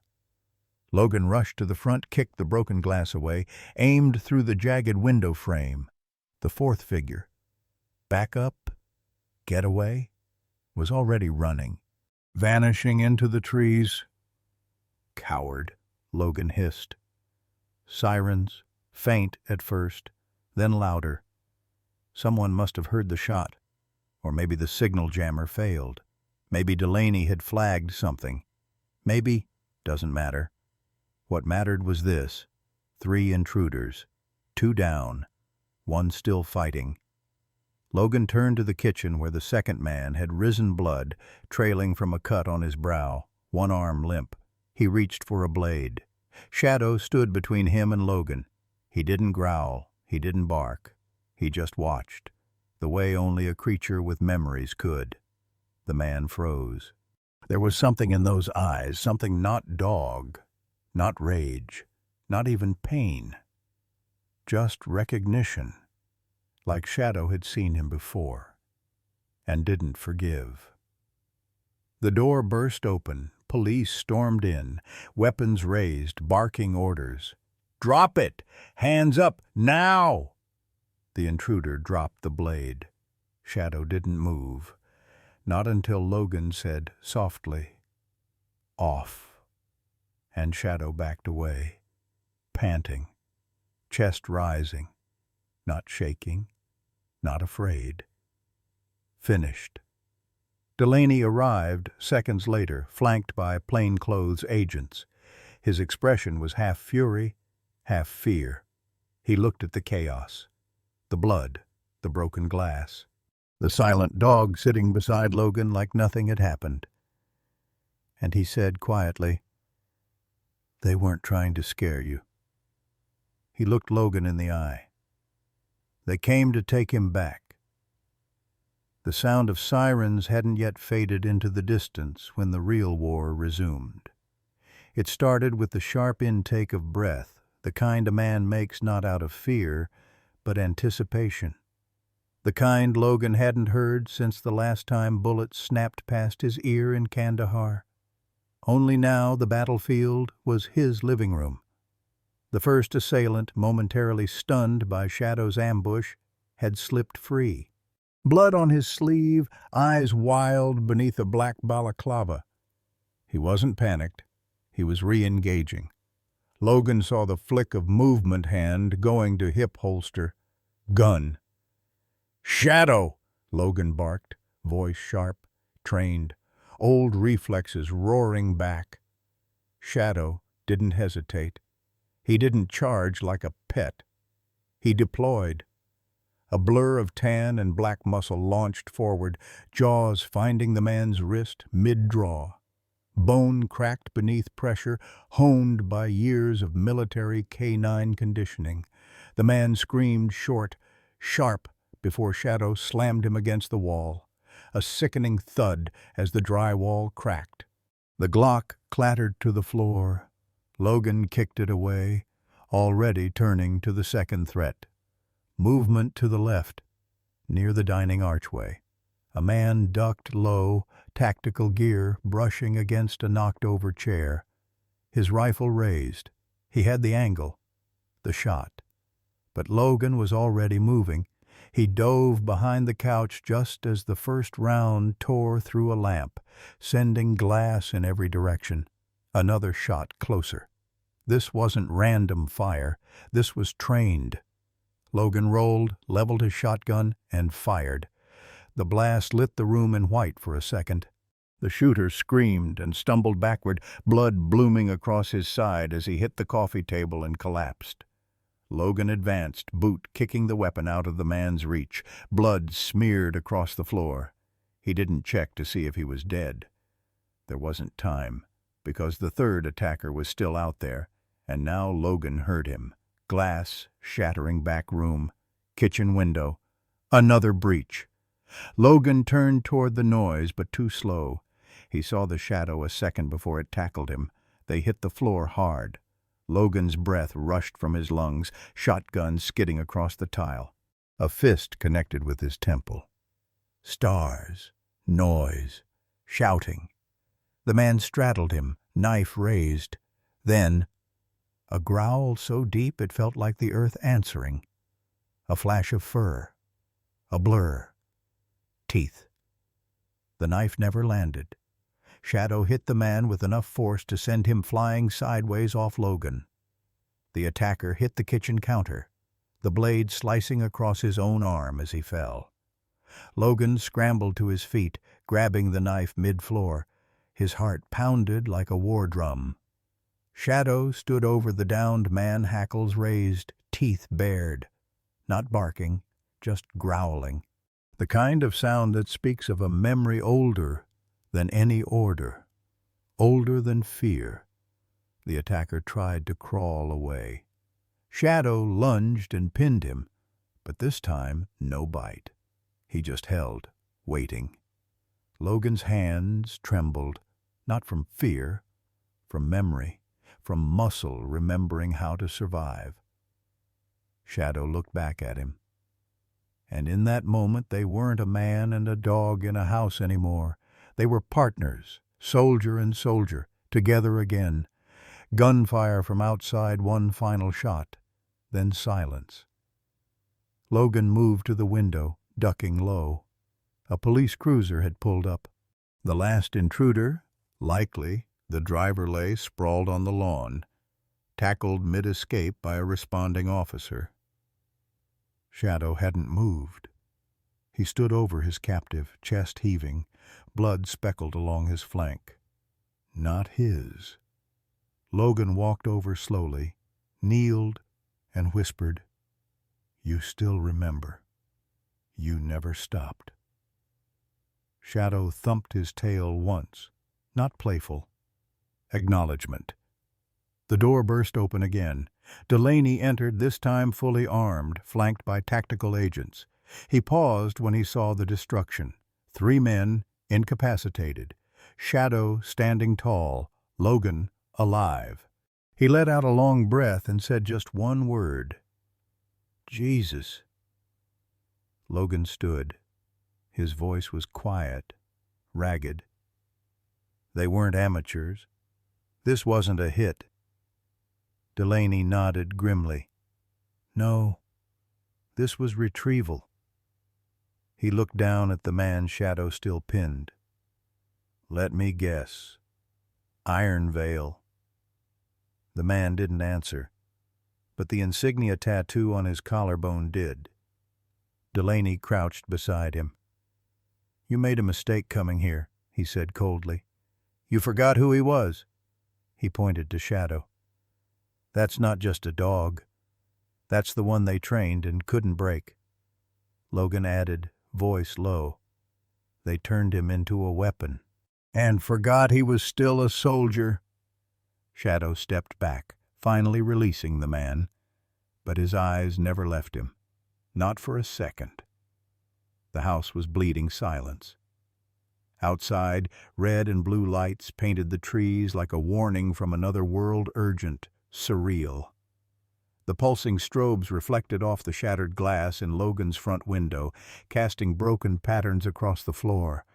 For a moment, no one moved. Shadow still stood on the lawn, one paw planted firmly on the chest of the last attacker. The man had stopped resisting. He just lay there, pinned under a creature that didn't need to growl anymore. Shadow's presence said everything. The police were the next to arrive. 2 cruisers, sirens now muted, tires crunching gravel as they pulled in fast and wide. Officers stepped out, guns raised. But when they saw the scene, the battered intruder beneath the German Shepherd, the other 2 already restrained inside, everything slowed. Logan stepped out onto the porch, shotgun lowered, hands visible. "He's one of mine," he called out, nodding to Shadow. "Don't point weapons at him." The officers hesitated. Then one of them, the older of the 2, maybe a lieutenant, lowered his sidearm and spoke into his radio. "We've got 3 suspects down. Scene contained. EMS needed for 2. We've also got a dog. Not sure how to classify that yet." Logan walked into the glow of the headlights, sweat still cooling on his skin, the adrenaline barely starting to fade. His shirt was torn at the collar. There was blood on his temple, but it wasn't his. His eyes were calm, too calm, like a man who had been through worse. Or maybe, just again. Then came the SUV. It rolled up silent, no siren, just urgency in the tires, deliberate and fast. The driver's side opened before the vehicle had fully stopped, and out stepped Captain Delaney, now in civilian gear but still carrying the presence of command. He didn't speak at first, just took it in. The shattered window, the busted front door, the bodies, then Shadow, still standing over his captive, ears forward, breath steady, watching everything. Delaney walked straight to him. The officers moved to intervene, but Logan shook his head. "Let him." Delaney crouched slowly in front of Shadow. He looked the dog in the eye, then at the restrained attacker beneath him. "Move off, soldier," Delaney said softly. Shadow obeyed, slowly. One last second of eye contact with the man on the ground, like a final warning, before stepping back and sitting beside Logan without a sound. Logan knelt, resting a hand on Shadow's thick neck. The tension snapped. Delaney straightened and turned to the officers. "Get this man in cuffs, double set. Don't leave him alone for a second." He didn't wait for acknowledgement. He turned to Logan. His voice was hard. "Are you out of your goddamn mind?" Logan blinked. "What?" "They didn't come to scare you," Delaney said, gesturing at the chaos. "They came to retrieve him." Logan's voice dropped. "I know." "No, Logan," Delaney snapped, stepping forward. I don't think you do. You brought him back into the open. They knew the moment his ID pinged the system after the vet visit last week. Hell, they probably had eyes on this town before you even heard that bark in the shelter. Logan didn't flinch. You think I regret it? Delaney stared at him. The two men stood in silence, history between them thick as armor. Then Delaney sighed and softened, just slightly. He looked past Logan into the house, the busted furniture, the spent shell casings on the floor. 3 ex-operatives, he said. 2 of them former Tier 1. This was a tactical snatch and grab, not a warning. Yeah, Logan replied. And he held the line. He looked at Shadow, then added, quieter now. He remembered who he was. One of the officers returned from the cruiser. Names are fake, no ID on the third, but one of them has a barcode tattoo on his inner arm. Same type the Bureau flagged last year in connection with Iron Veil security. Delaney's jaw locked. Iron Veil, the blacklisted contractor, the ghost unit. The same one that, according to whispers, had quietly absorbed dozens of unusable military assets, including canine units deemed too aggressive or too loyal to be controllable. He turned to Logan. You were right. Logan didn't respond. He just let the words hang there, heavy, inevitable. Delaney went on. After the blast in Helmand, one of the canines on file designation SHDW-42B was flagged as unrecoverable, presumed dead, no body. But 3 weeks later, Iron Veil requisitioned a reassignment of a German Shepherd with identical specs. Different tag, different name. Logan nodded. Grim. Delaney blinked. How do you know that? Because that's the name of the ghost that's been following us, Logan said. Shadow flinches at it. Not like a dog, like a man who knows what that name cost him. Delaney rubbed a hand across his face. You've got evidence? Logan's voice was quiet, firm. Not yet, but I've got a witness. He laid a hand on Shadow's chest. The dog's heart thumped steady beneath his palm. A damn good one. Delaney stared at the shepherd for a long moment. Then he nodded once, sharply. I'll make the calls, but you'd better be ready for what's coming, Logan. If they came for him once, they'll come again. Logan's voice was low, level. They can come. He's not going anywhere. In the distance, another set of lights approached. Ambulances, maybe press. The world would come knocking soon. But for now, in the hum of generators and the rustle of wind through scorched wood and torn drywall, Shadow lay beside Logan on the porch, head on his paws, eyes open, watching, because some soldiers never sleep. They just wait for the next knock. Morning came gray, the kind of gray that didn't lift when the sun rose. It just thickened the silence, made everything feel slower, colder. Logan stood on the back porch with a mug of untouched coffee, eyes fixed on the tree line. The ground still held the prints of boots that didn't belong. Blood had soaked into the soil near the garden hose. A shattered porch light hung loose from its bracket, swaying in the breeze like a pendulum counting down to something inevitable. Inside, Shadow paced. Not nervously, strategically. Every few steps he'd glance toward the door, ears tilting with the breeze, waiting. At 0812, Logan's phone buzzed once. Get here, now, D. He grabbed his jacket. The sheriff's office sat quiet on the outside, but inside it felt like a war room. Delaney stood by the whiteboard, red strings and thumbtacks already webbing across a satellite map of Kandahar and Helmand province.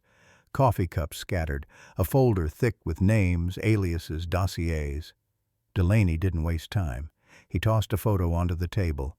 The intruder from last night, pale, shaved head. Barcode tattoo on his inner forearm just above the scar of an old burn. Name's Travis Holt, Delaney said. Formerly with Iron Vale.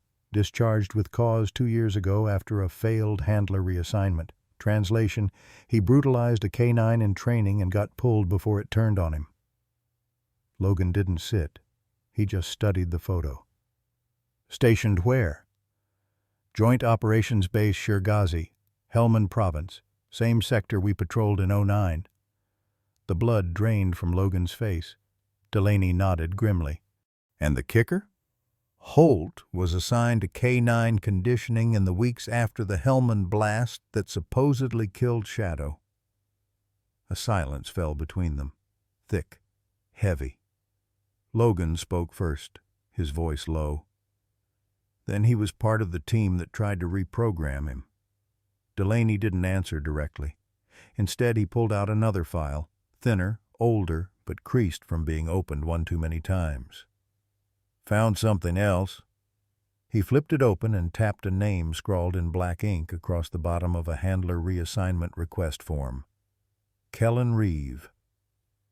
Who is he? Logan asked. Delaney exhaled.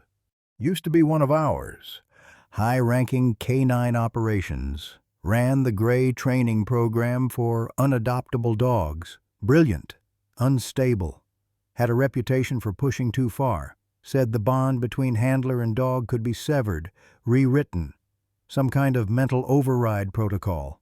Got booted for ethical violations after a dog killed its own handler during a simulation. He looked up, meeting Logan's eyes. 2 months later, Reeve disappeared. Showed up again under Iron Vale, operating in shadows ever since. Logan clenched his jaw. And you think he's the one who... Delaney cut in. I know it. Holt was one of his field agents. He was there. During the conditioning. During the transport failure. Probably during the escape. The name sat like ice between them. Kellen Reeve. A ghost hiding behind restructured agencies and falsified logs. A man who believed loyalty was a switch, and that dogs were nothing more than living weapons that hadn't yet been pushed far enough. Logan looked away, his voice raw. He tried to erase him. Delaney nodded. And failed. They were quiet for a moment. Then Delaney added, softer now. That's why they're trying again. Shadow's not just evidence. He's a threat to the whole illusion. A living record of what Reeve did. Logan leaned forward, placing both hands on the table. You think Reeve knows Shadow's alive? I'd bet my pension, Delaney replied. And if he's half the control freak I remember, he won't stop until he either reclaims him or wipes the slate clean. Logan stood. His voice didn't rise, but it hardened. Then we don't run. Delaney met his gaze. You want to draw him out? I want to finish this, Logan said. No more shadows. No more ghosts. A door creaked down the hall. Shadow stood there as if summoned by name. His ears were up, his posture alert, and his eyes locked on Logan's. New. Logan nodded. We're not done, boy. We've just started. The map was old, faded from years in a drawer, but the red circle drawn around a dot in northern New Mexico was fresh. Logan traced it with a calloused finger. No town name, just coordinates. Desert scrubland, abandoned property once leased by a now-defunct private security firm, Iron Vale. This is where he built it, Delaney said, where Reeve ran his ghost school. Logan didn't look up. How sure are we? Delaney didn't answer immediately. Instead, he reached for the manila folder he'd laid face down on the table earlier, marked only by 2 words in faded Sharpie, Echo Files. He opened it. Inside, a USB, black and unremarkable, but heavy in implication. recovered from a defunct server cluster Iron Veil left behind in a DC storage facility. Took months to decrypt. It's not much, but it's enough. He slid the USB toward Logan. Play it when you're ready, but not alone. The moment the screen flickered on, Shadow froze. Not subtly, not in passing. He stopped mid-step in Logan's living room, a soft growl building deep in his chest. Low, controlled, instinctive. Logan paused the video before it even played. "You recognize this?" Shadow didn't bark. He didn't wag. He stood like a statue carved out of instinct and trauma. Then, without instruction, walked toward the screen and sat. Eyes locked. Waiting. Logan clicked play. The footage was grainy, taken from a high-mounted camera in what looked like a bare concrete room. No windows, no doors in frame, just a handler, clipboard in hand, and a dog chained in the center. Logan's breath caught in his throat. Even through the years, the emaciated figure was unmistakable. Burn marks along the left flank, a nick in the right ear, tail wrapped low not out of fear, but control. It was Shadow, but he wasn't being called that. A voice echoed through the room, muffled through a speaker. Cold, stripped of warmth. K942B, sit. Shadow didn't move, not at first. Then, slowly, he obeyed. K942B, bite sleeve. Target 1. Another figure entered the frame. Padded arm extended, mechanical, test-like. The handler didn't praise, didn't reward. Just clicked a button on a remote when the dog complied. "You're not Shadow anymore," the voice repeated again and again, like a metronome set to psychological warfare. "You are 42B. You are protocol." Logan turned off the screen. The silence afterward wasn't quiet. It was full of screaming, the kind you couldn't hear, only feel under your ribs. Shadow walked to the window. His head dipped, and then, for the first time since he'd come home, he whimpered. Just once, but it felt like a dam breaking behind his eyes.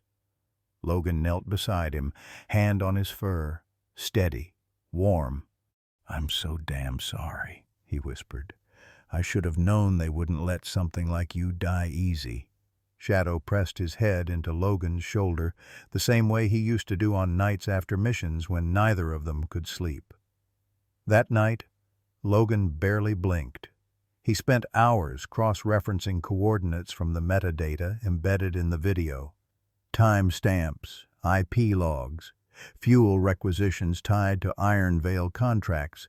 Everything pointed to a compound off Highway 380, deep in the Chihuahuan desert, decommissioned, left to rot, or so they claimed.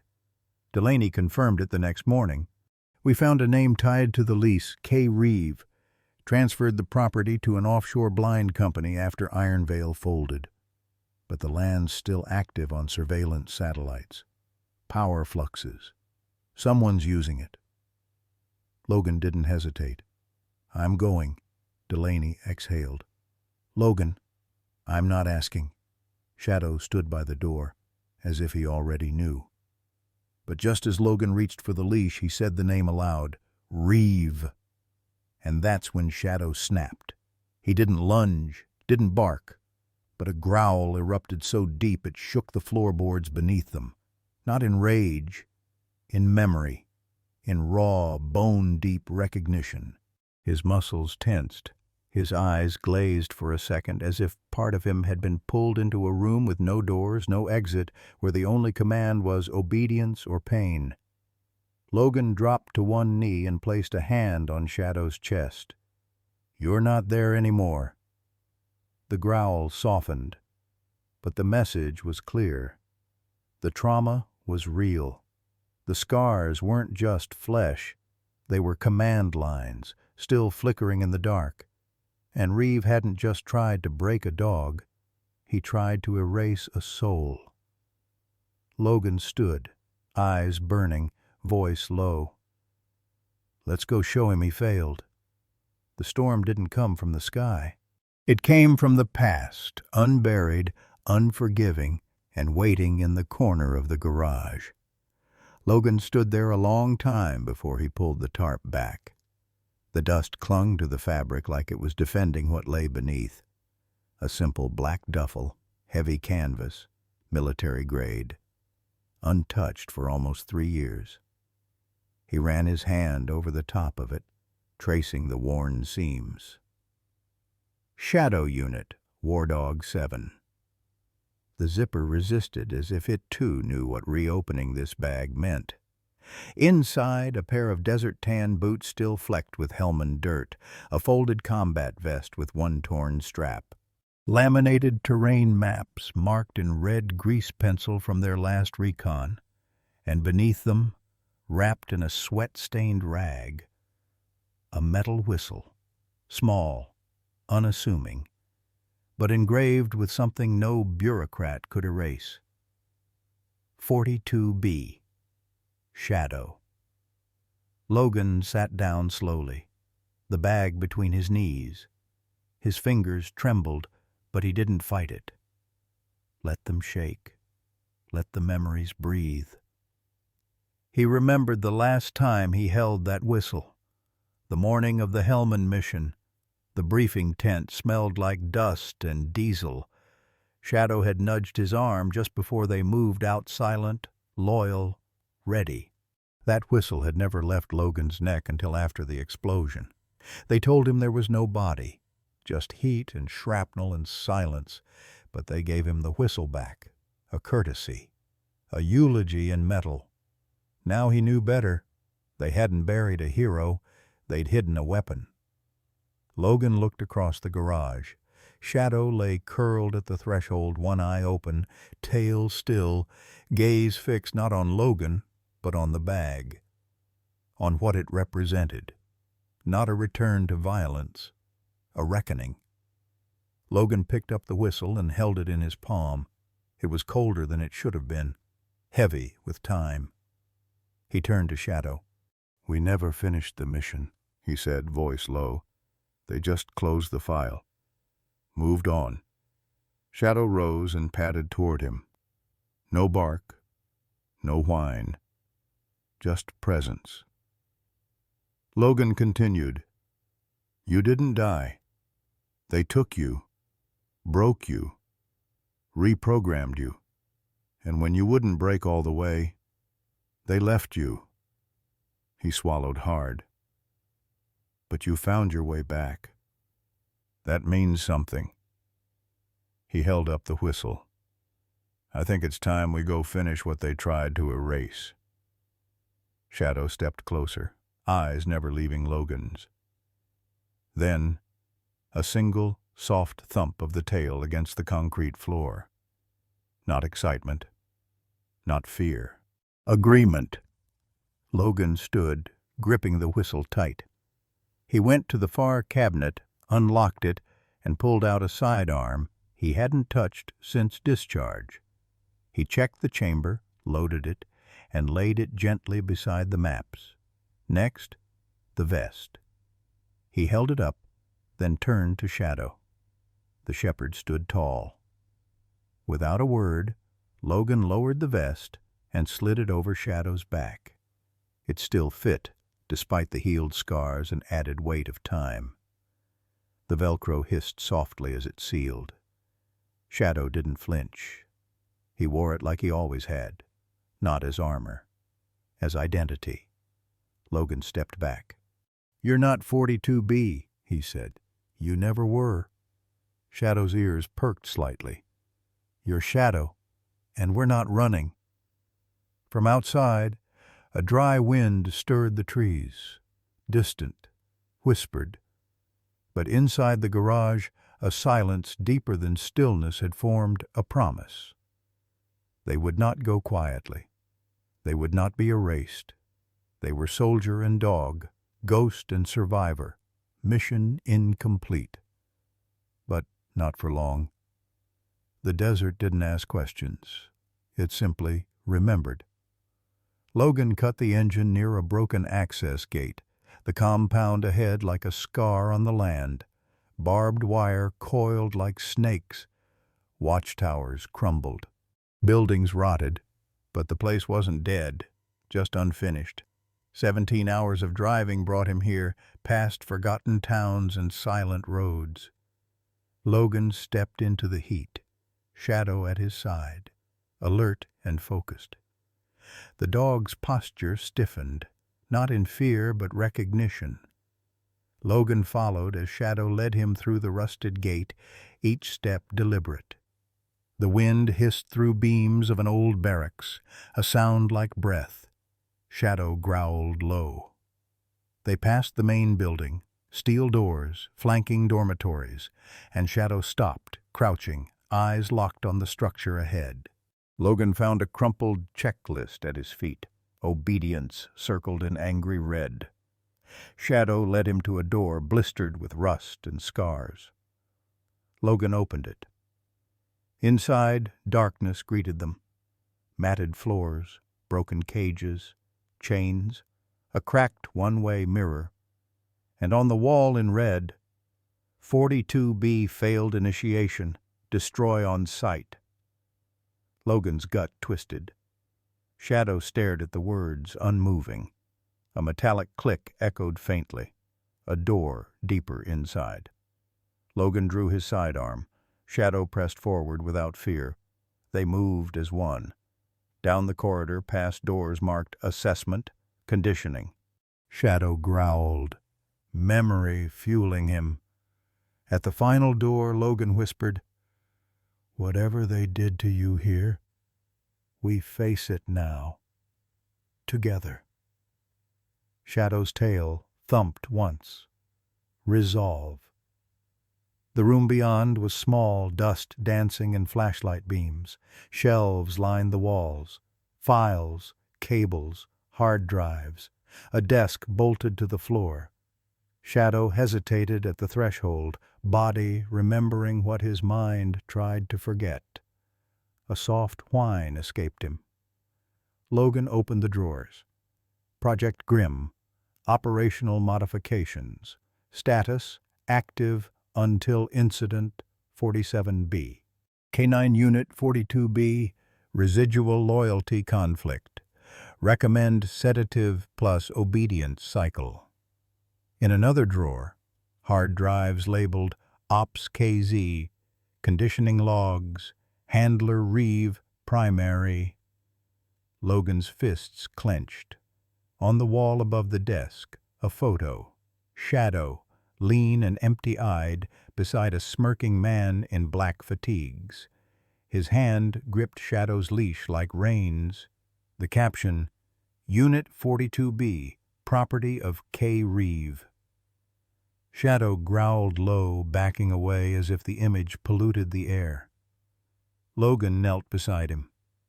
"They didn't just take you. They tried to erase you." He set Shadow's old deployment patch beside the photo. "Never again." Logan packed the files, drives, and smashed the photo frame with one swing. "We're coming for you," he muttered at Reeve's broken image. Outside, the desert wind rose. Logan slung the duffel over his shoulder, heavy with proof. Shadow moved with him. Sharper now, purpose reignited. The rusted gates groaned as they left. On the horizon, a dust storm churned. It felt like more than weather. Shadow faced it squarely, and Logan nodded. "This isn't the end. It's the beginning." Inside the truck, Logan secured the evidence. The patch, the drives, the code on the case. Merrick, 42B. The storm hit, red earth slamming the windshield. Radio static filled the cab, but they didn't flinch. This storm felt personal. A reckoning was coming. "They thought no one would come for you," Logan said. "They forgot who trained you, who you belonged to." He wasn't just going to the authorities. He was going to the world. You erased a soldier. You thought no one would notice. The truck rolled onto the open road, headlights cutting into the storm. Behind them, the facility shrank into the blur, a tomb of secrets finally broken. Ahead, retribution. The federal field office was a squat gray building easily overlooked, until today.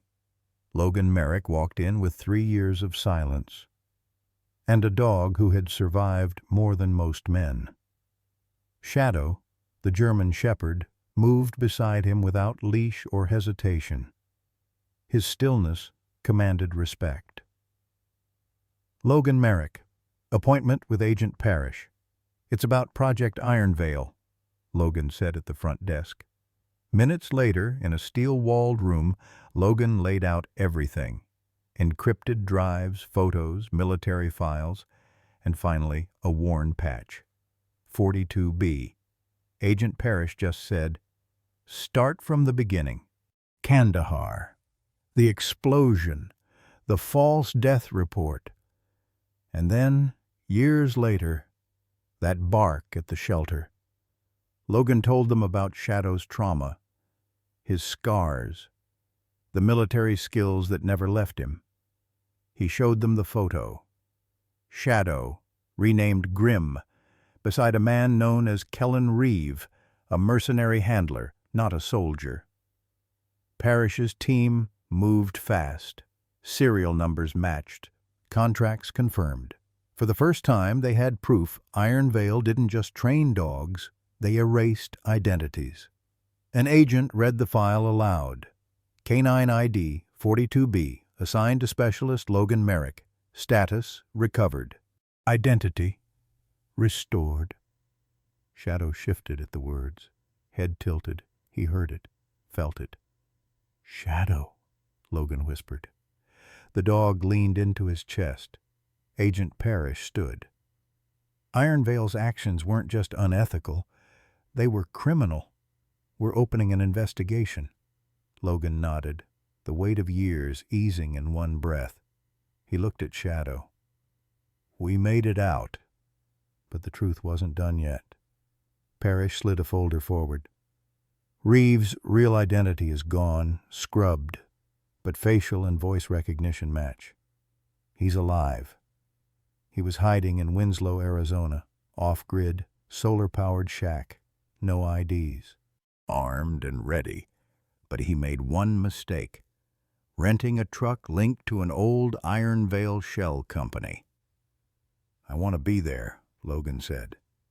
Parrish warned, "You're not federal anymore." "I'm not asking for a badge." Shadow stared at the satellite photo, ears stiff. Something in him remembered. "I need Reeve to see us," Logan said. "He didn't break him. Shadow survived." Parrish looked at him. "This is a federal matter. But the dog, that's your story. I won't stop you." That night, Logan packed what mattered. Field gear, Shadow's restored file, and a faded vest from Kandahar. Shadow followed quietly, not like a pet, like a ghost, ready to return to war. At the door, Logan turned back to the empty house. "You ready to finish this?" Shadow thumped his tail once. Arizona dawn rose orange and ash. Dust swirled as black SUVs rolled toward the compound. Logan rode in the lead vehicle. Shadow, upright and silent, hadn't moved since they crossed the state line. "Go quiet," Parrish ordered. "No warning." The team moved. One flashbang, one door down. Inside, concrete walls. A single man, older, barefoot, smirking. Kellen Reeve. He raised his hands slowly. A pistol lay behind him. "Well, well," he rasped. "Didn't expect the mutt to survive." Logan entered last, Shadow by his side. When Reeve saw the dog, something shifted. Not fear, but recognition. "You shouldn't even be walking," Reeve said. You were broken. I made sure." Shadow didn't bark or flinch. He stood tall, eyes locked, calm, focused. "You turned a soldier into a weapon," Logan said. "But he never forgot who he was." Reeve scoffed. "He followed whoever fed him." "You didn't feed him. You hurt him." Shadow stepped forward, low, controlled, no rage, just pure focus. A growl rose from deep within, not loud, but final. Reeve stepped back. He understood. He never owned this dog. Agents swarmed.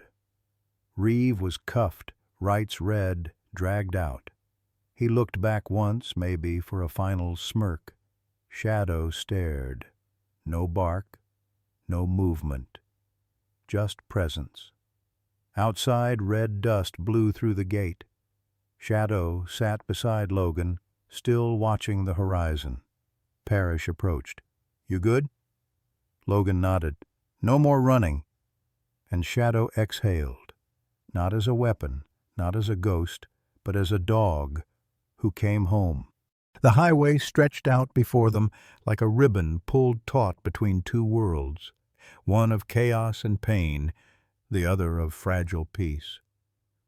Logan gripped the steering wheel with fingers still stiff from months of tension and battle. Beside him, Shadow lay curled in the passenger seat, head resting just above the door handle. The dog's breathing was slow and steady, each exhale a silent sigh of relief. No flashing cameras, no congratulatory handshakes, no medals pinned to chests, just the hum of the engine and the whisper of the wind slipping past the cracked window. The news had already broken hours ago.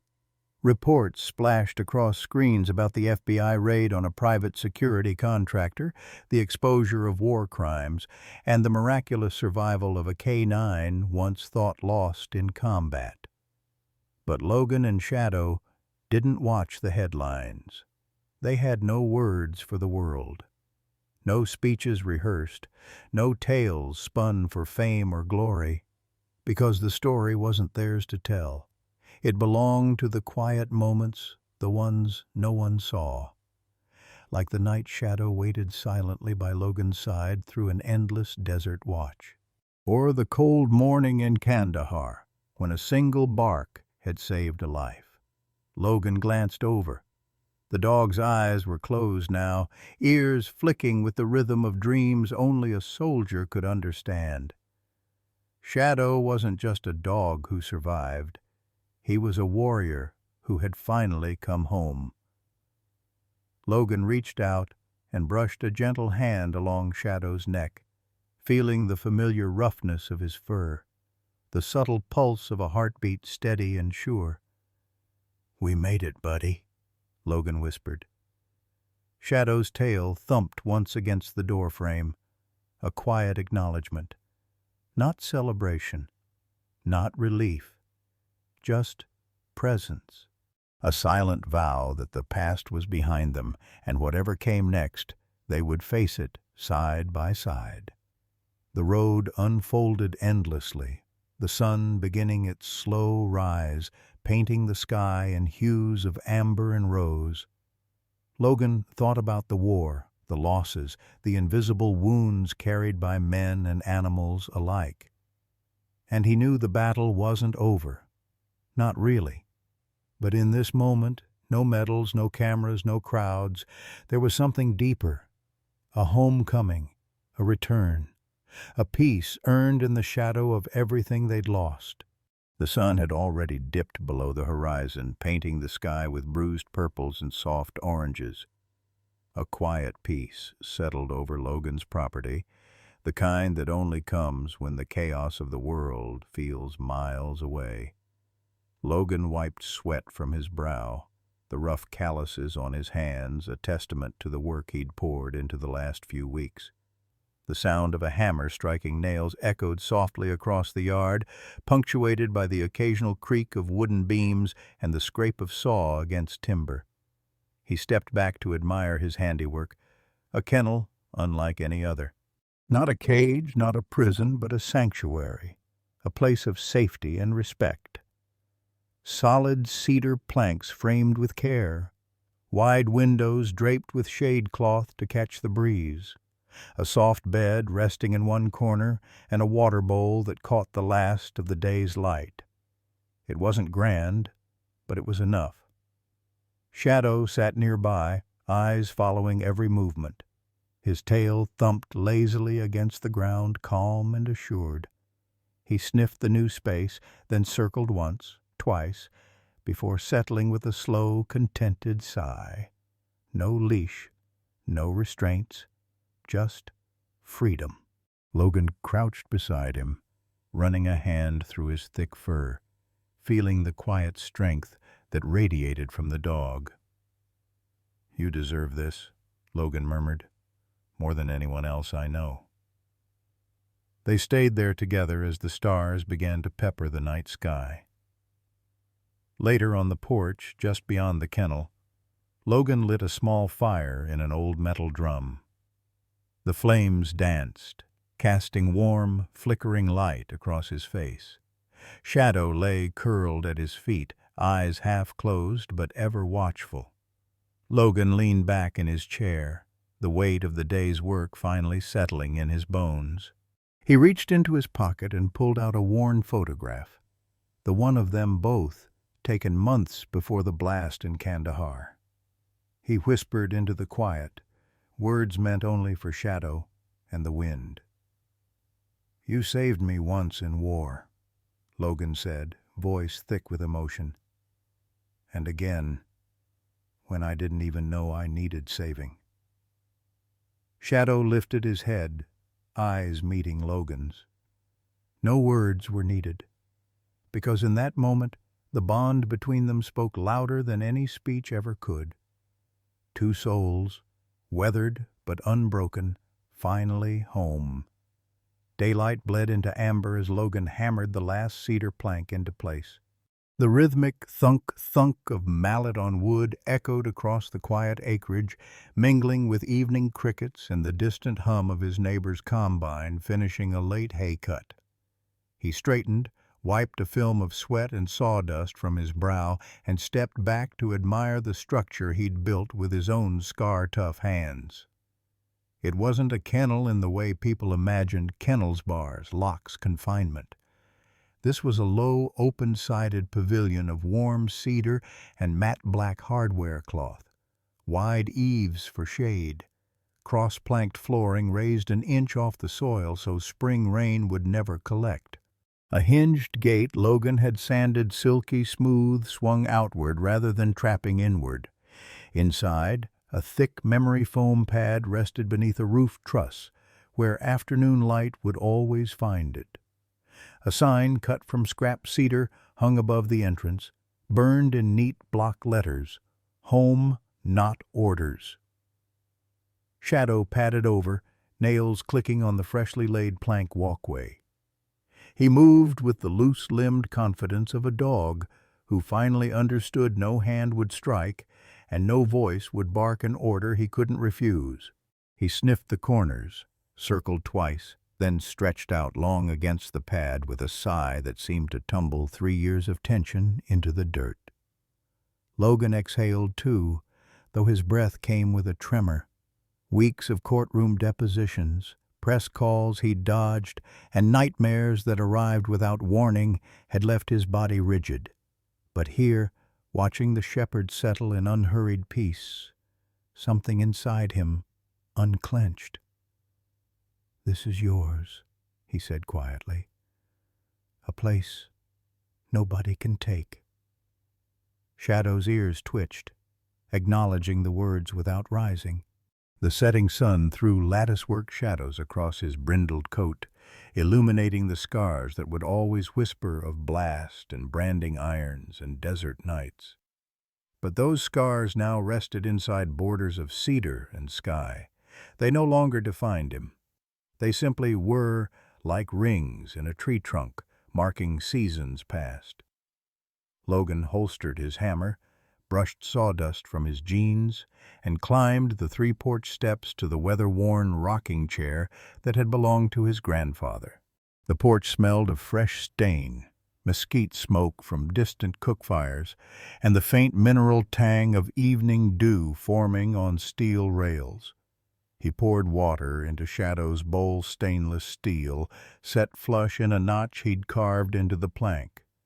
The dog drank lazily, then stood, gave a single shake that ruffled fur and sent twilight dust motes swirling, and trotted the perimeter of the yard, no fence, just open acreage, and the fading gold glow of prairie grass bowing in the breeze.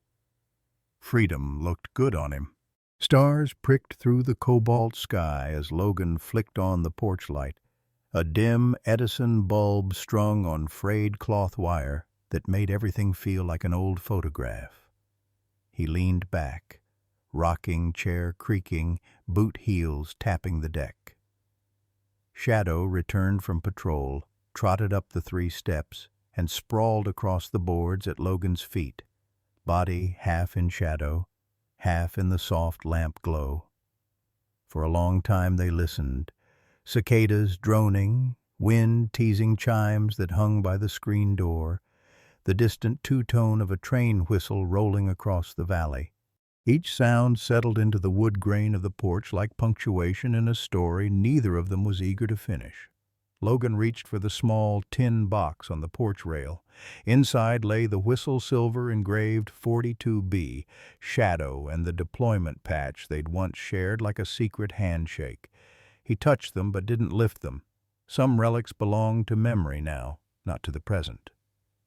The dog stirred, resting his chin across Logan's boot. His eyes were half closed, lids flickering with dreams that were calmer than before. No twitch of terror.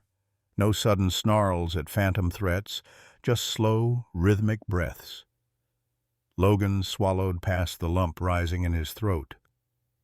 He leaned forward, forearms on knees, voice barely above the hush of crickets. "You saved me once in war," he began, words tasting of campfire smoke and road dust memory. Shadow's ear twitched. "And again," Logan continued, the syllables almost breaking, "when I didn't even know I needed saving." The shepherd's tail thumped the deck twice, soft as a heartbeat. He didn't open his eyes. He didn't need to. The words slid into the warm night and settled around them like a blanket. Logan sat back, letting the rocker move in slow arcs. He watched the sky deepen until the Milky Way spilled across it, ribbons of light that reminded him of dust storms under Afghan moons. Out there, far beyond porch lights and cedar planks, there were still battles, still scars, still dogs and soldiers who wouldn't come home. But tonight, on this patch of wood and earth, peace wasn't an illusion. It was tactile, in cedar grain beneath a scarred palm, in the gentle rise and fall of a shepherd's rib cage, in the whisper of wind across prairie grass. He closed his eyes, listened to the syncopated duet of his breath and shadows. No mission clock ticking, no perimeter alarms, only the soft squeak of an old rocking chair, and the knowledge that tomorrow had no orders except live. When Logan finally rose to head inside, Shadow didn't follow. He stayed on the porch, gaze tracking the moths fluttering around the bulb, body loose but alert. A sentinel who chose his own watch. Logan paused at the door, studying the silhouette framed in lamplight. A symbol of war turned quiet guardian of a home he helped rebuild. "Take first watch," Logan whispered with a smile only the dark could see. "Wake me if the universe needs anything." Shadow's tail swept the boards once in silent agreement. Logan stepped inside, closed the door, and left it unlocked. Because the world beyond the porch might still hold shadows, but tonight the one named Shadow kept them all at bay. Spring came early that year.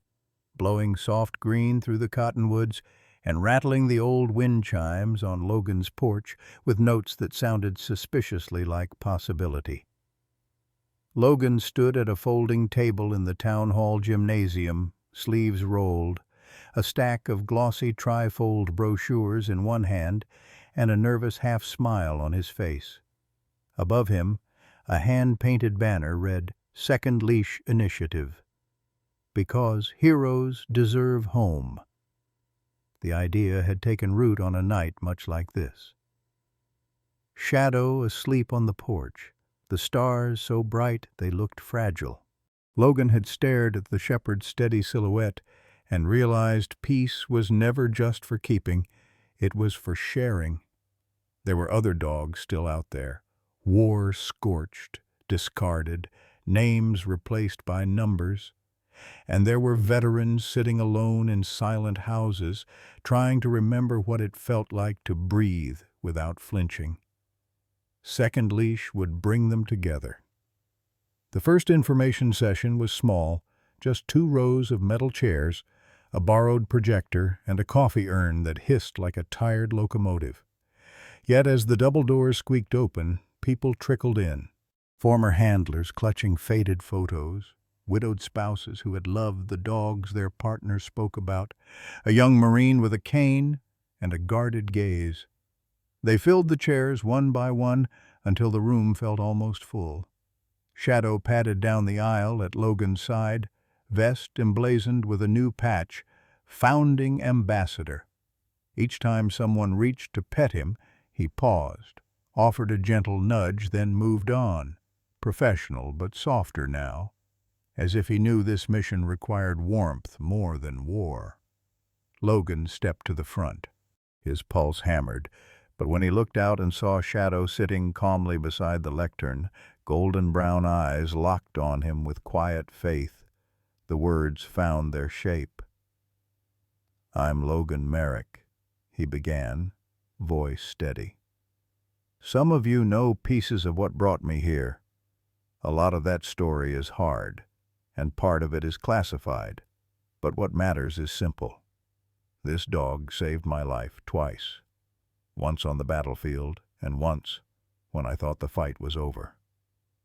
He clicked the remote. A photo appeared on the screen. Shadow in Afghanistan, dusty muzzle pressed against Logan's knee. The audience seemed to hold a collective breath. "There are hundreds of military and police canines retired every year," Logan continued, "and too many fall between the cracks, injured, traumatized, or just forgotten. Second Leash is here to catch them and to pair them with veterans who know what it means to carry invisible wounds." He outlined the plan: foster networks, medical partnerships, a quiet ranch outside town that a local landowner had offered rent-free for a training and decompression center. All it needed was funding, volunteers, and belief. Hands rose with questions about liability, about cost, about whether broken dogs could really heal broken people. Logan answered plainly, without bravado. He talked about vet bills he'd paid out of pocket, nights when Shadow jolted awake from nightmares only to nudge Logan from his own. Healing wasn't linear, he said. It was shared load-bearing. Finally, an elderly woman in the front row stood.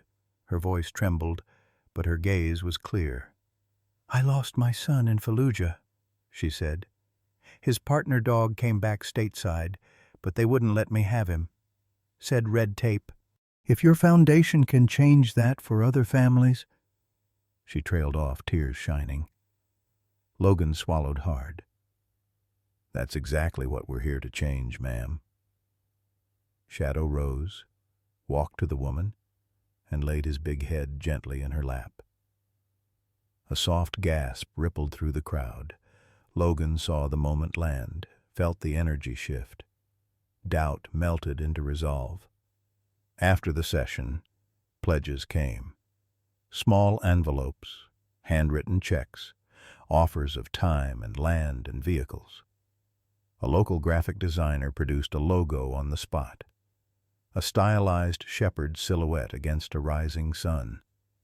Shadow's profile, unmistakable. As Logan packed up, a young reporter approached, press badge tucked into her collar, notebook clutched to her chest. "Mr. Merrick, can I quote you on why you're doing this?"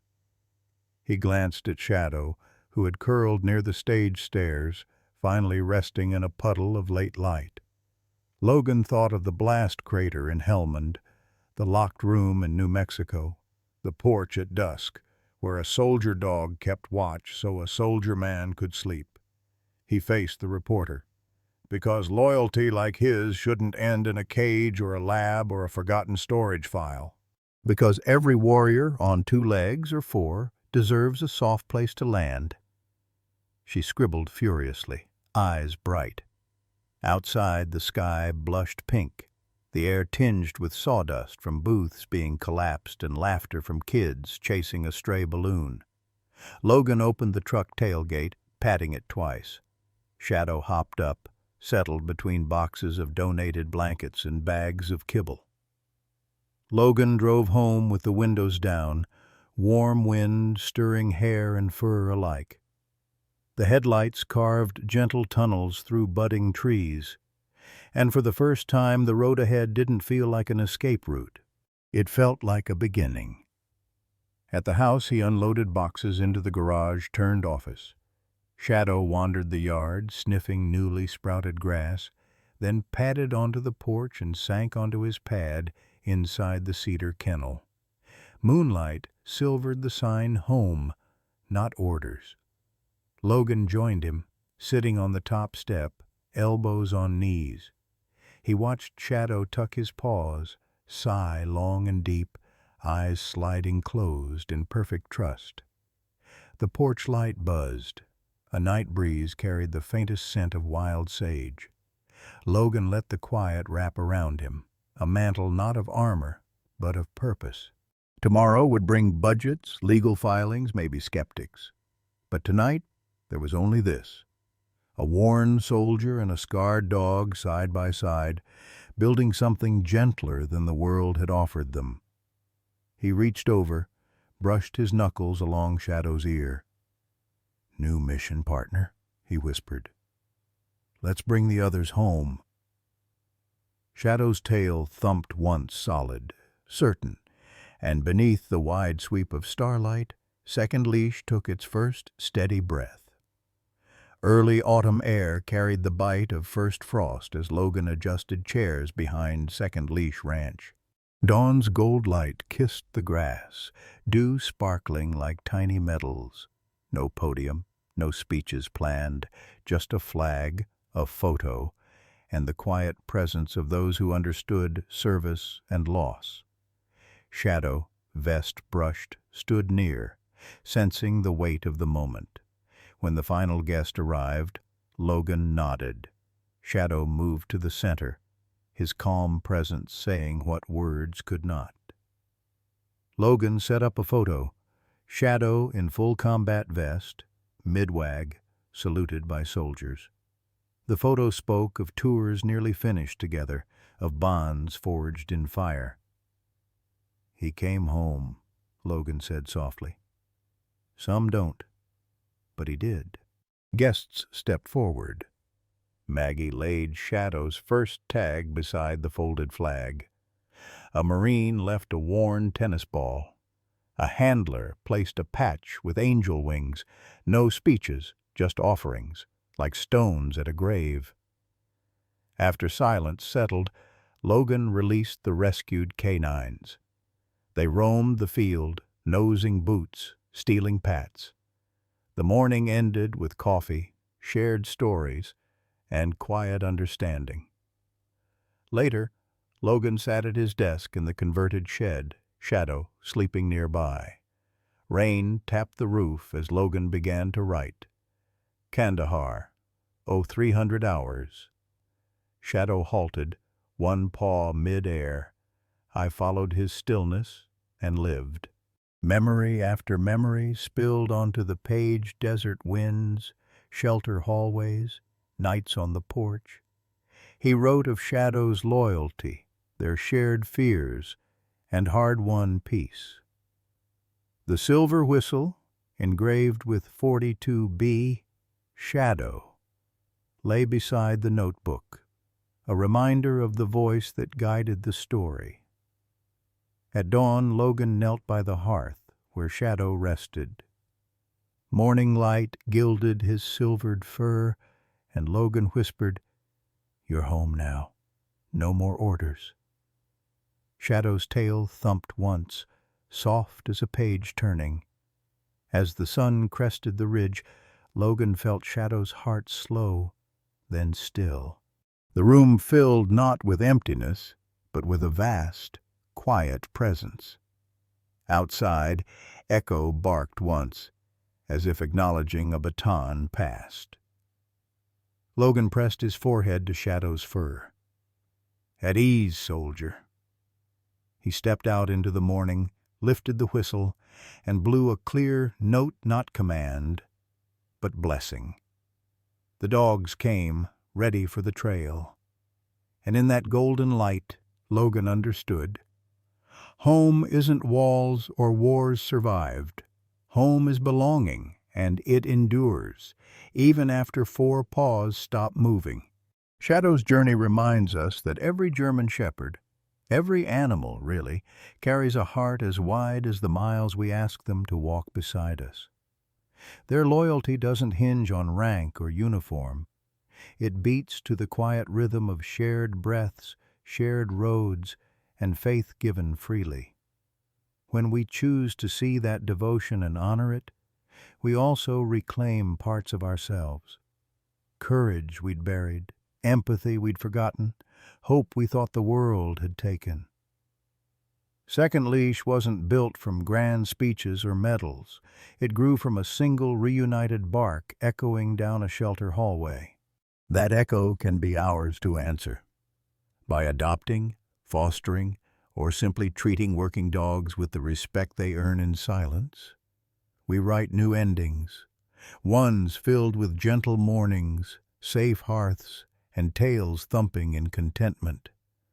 Let Shadow stand as a quiet emblem, proof that healing is possible, that love outlives every order, and that the best mission we'll ever accept is giving every 4-legged hero the peace they've already fought for.